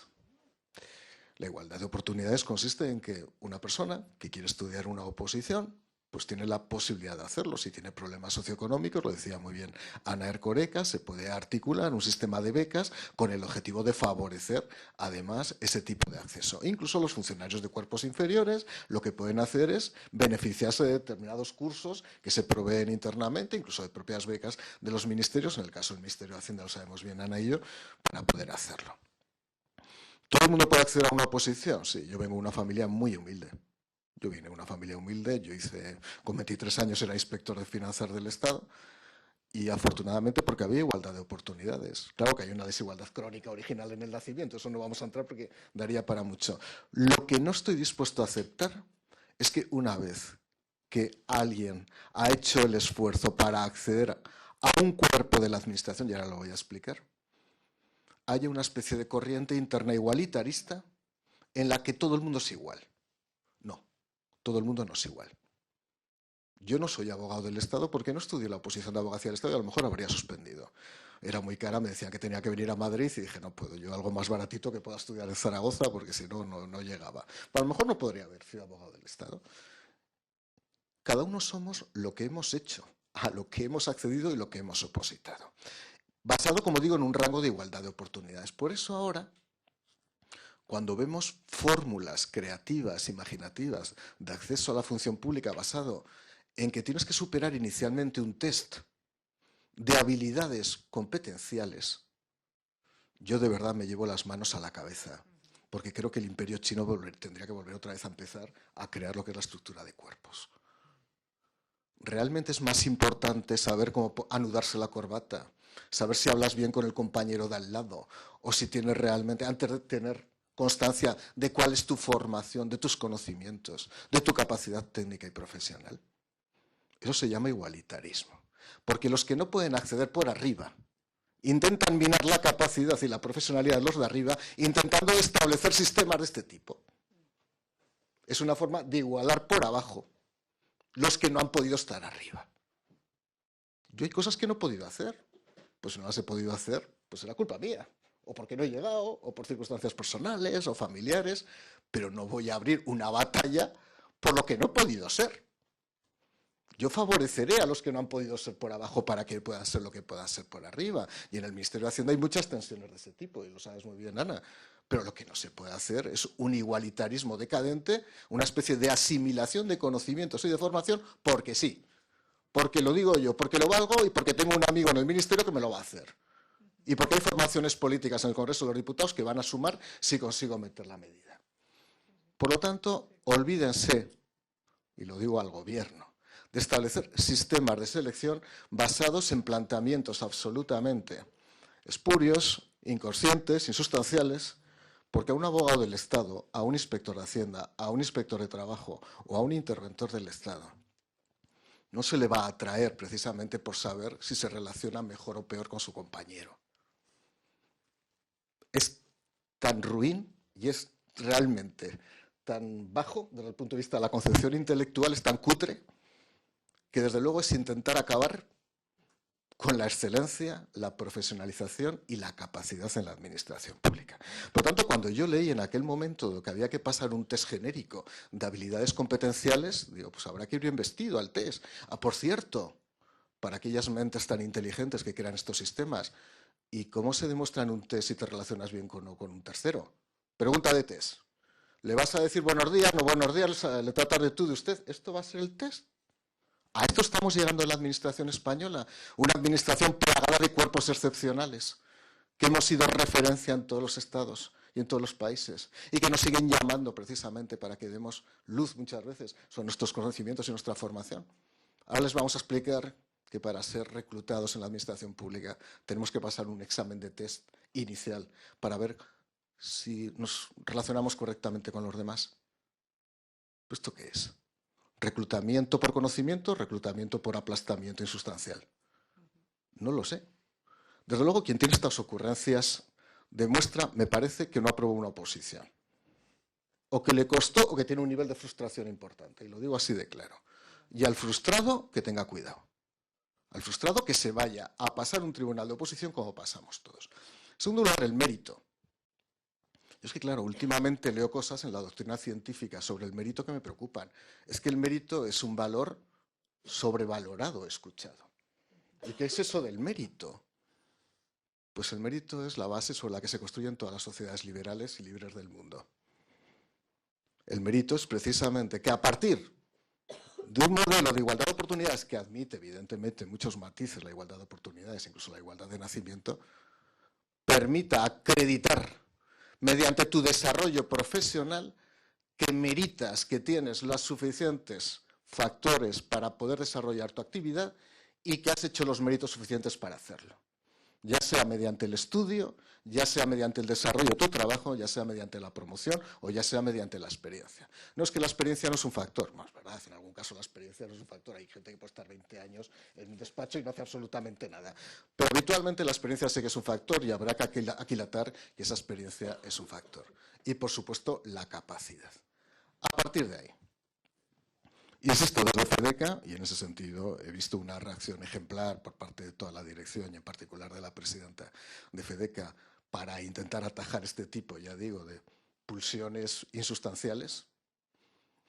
Hay una vieja aspiración, no solamente de abajo por parte de la administración, sino de algunas fuerzas políticas para acabar con los cuerpos especiales. Los cuerpos especiales de la administración han sido siempre, como digo, un síntoma de buena salud en la administración pública, que haya inspectores de trabajo, que haya letrados de la seguridad social, que haya inspectores de Hacienda, que haya interventores de Estado, que haya abogados del Estado, que se hayan especializado desde el origen y que hayan cubierto determinadas plazas, nos ha dado un valor a la administración. Gracias a eso, gracias a valientes como Edmundo Val, que en su momento determinado antepusieron sus obligaciones como abogados del Estado a otro tipo de presiones, gracias a eso se ha demostrado que los cuerpos funcionan. No todos son así, todo hay que decir las cosas como son. Hay gente que es más maleable, hay gente que es más convencible, pero desde luego gracias a eso, gracias a tantos inspectores de Hacienda e interventores que han puesto pie en pared y han dicho por aquí no se pasa, pues afortunadamente la Administración ha conseguido que haya menores niveles de corrupción pública y privada, y esa es la realidad. Y eso hay que mantenerlo. Como hay que pensar en la edad de jubilación, lo decía Ana Erkoreka.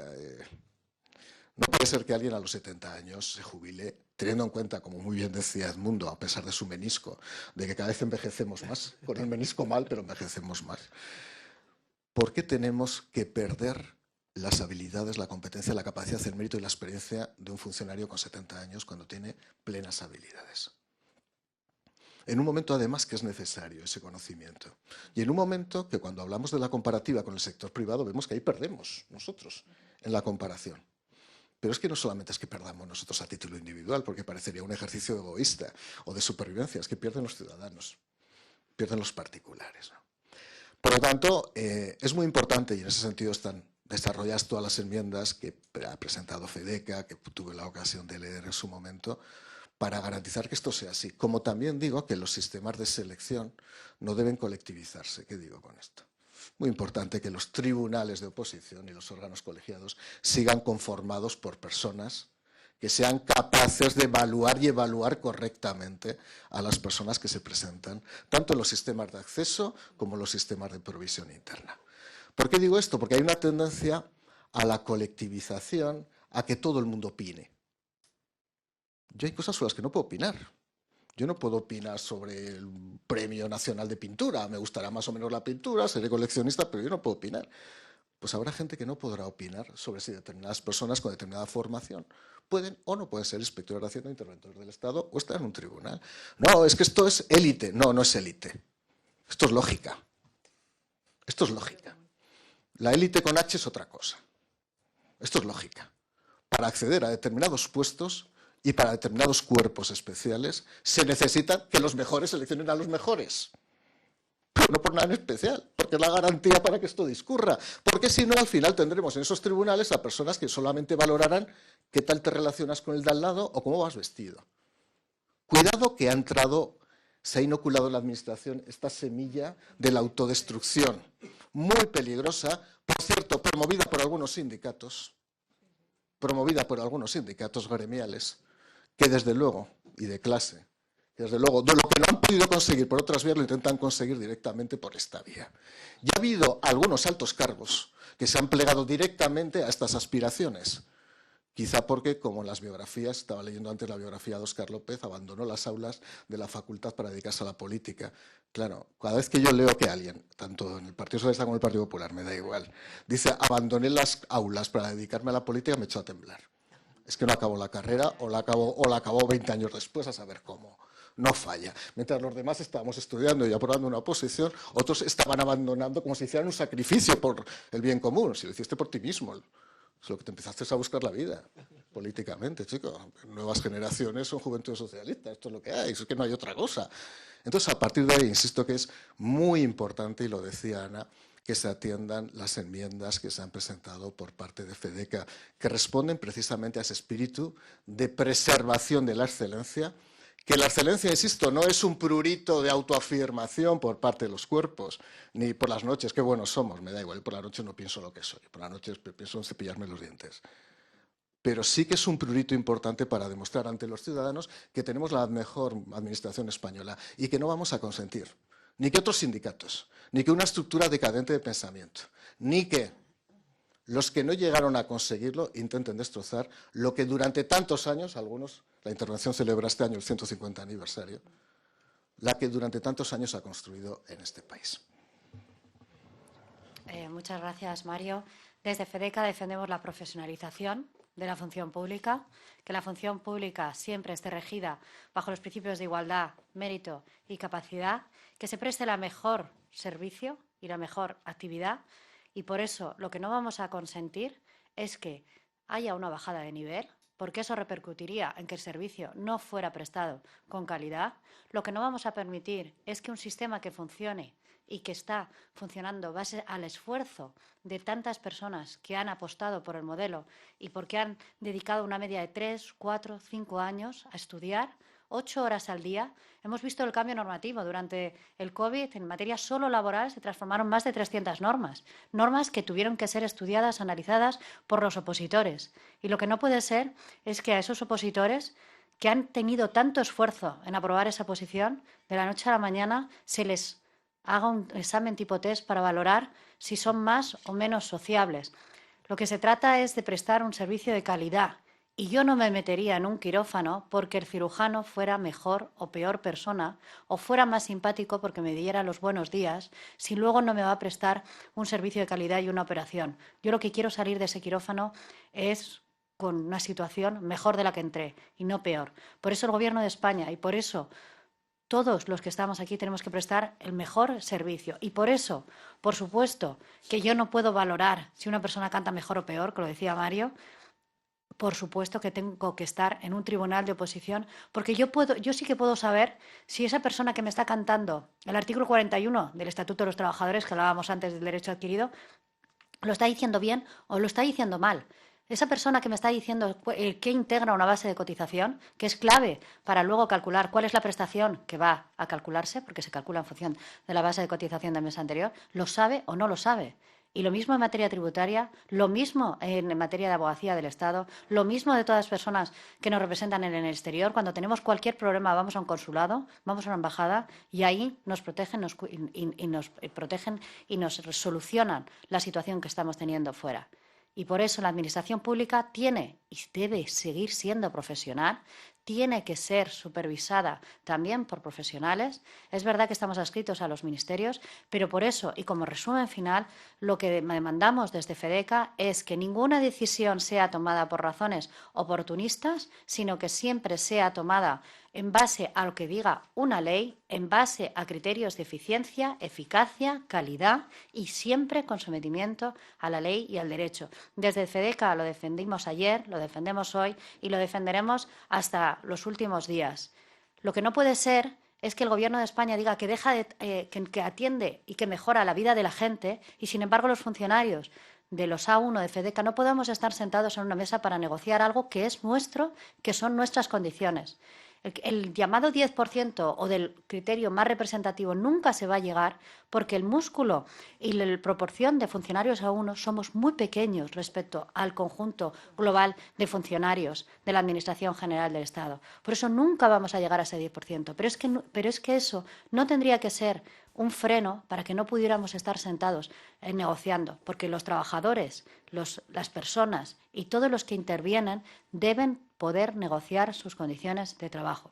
En cuanto al tema de Muface, y por concluir, porque hay algunos titulares que están diciendo que estaríamos abiertos a un copago, desde FEDECA no estamos abiertos a un copago. Lo que estamos abiertos es que hoy mismo el ministro de Función Pública, que ya se lo pedimos en octubre y que se lo hemos vuelto a recordar este pasado lunes de esta semana, por registro de entrada, es que nos reciba, que dialogue, que negocie con nosotros para garantizar que el día 1 de enero, que va a llegar muy pronto, podamos ofrecerle una respuesta a esos 1,5 millones de funcionarios y garantizarles esa prestación sanitaria, garantizarles que el acceso a la función pública de esos opositores que están estudiando va a ser las mismas condiciones, para garantizarles también a aquellas personas que están recibiendo esos servicios y esas prestaciones y esos servicios públicos que se va a ejercer de la misma manera y que en ningún momento va a bajar la calidad. Tenemos que garantizar un futuro, tenemos que garantizar este presente inmediato y no puede ser para esa garantía si no es con la participación y con el trabajo de FEDECA que estamos demandando que se escuche a los profesionales, a los inspectores de Hacienda, a los abogados del Estado, a los interventores, a los técnicos de seguridad social, a los interventores, a la gente que conoce y domina su materia, porque las oposiciones requieren un profundo estudio y lo que no queremos y lo que demandamos es que nos hagan caso, porque no por ellos, sino por el ciudadano, porque que justifiquen por qué van a gastarse más dinero en un sistema nacional sanitario cuando esto está suponiendo un ahorro. Entonces, que nos justifiquen en las razones económicas, que no las hay, que nos justifiquen las razones sociosanitarias y que, por favor, se sienten a dialogar. Son varias veces las que hemos pedido reunión y, de momento, no hemos tenido contestación. No puede ser que una parte no se reúna con con las asociaciones que estamos involucradas. Hemos visto que se han reunido con CESIF, con UGT y con comisiones obreras, pero no con FEDECA. Y por eso nosotros demandamos. ¿Recurriremos a la vía judicial? Lo estamos haciendo ya en algunos casos, hemos recurrido a la vía judicial, pero sin duda queremos que la negociación y el diálogo, y hablaba también del diálogo social, que es la mejor forma de garantizar una permanencia, una estabilidad y un futuro. Y ahí en FEDECA nos van a encontrar hasta el último minuto del partido, de la jugada. Estaremos ahí, siempre dispuestos a negociar, siempre dispuestos a dialogar y siempre dispuestos a garantizar la profesionalización de la función pública para que el servicio siempre sea prestado con las máximas garantías de calidad, de eficiencia y con pleno sometimiento siempre a lo que ha dispuesto la ley. Gracias. Muchas gracias por estar hoy aquí y si tenéis alguna pregunta, pues encantados de contestar. Seguiremos haciendo este formato de desayunos informativos y en cuanto tengamos noticias de la solicitud de reunión por registro de entrada os lo haremos saber también. Y mañana tenemos una asamblea con todas las asociaciones de FEDECA y daros las gracias que hoy hayáis venido aquí y a nuestros ponentes como Mario, Ana y a Edmundo por haber estado hoy con nosotros y, por supuesto, a Cosital por habernos prestado su sala y por habernos dejado estar aquí. Muchísimas gracias.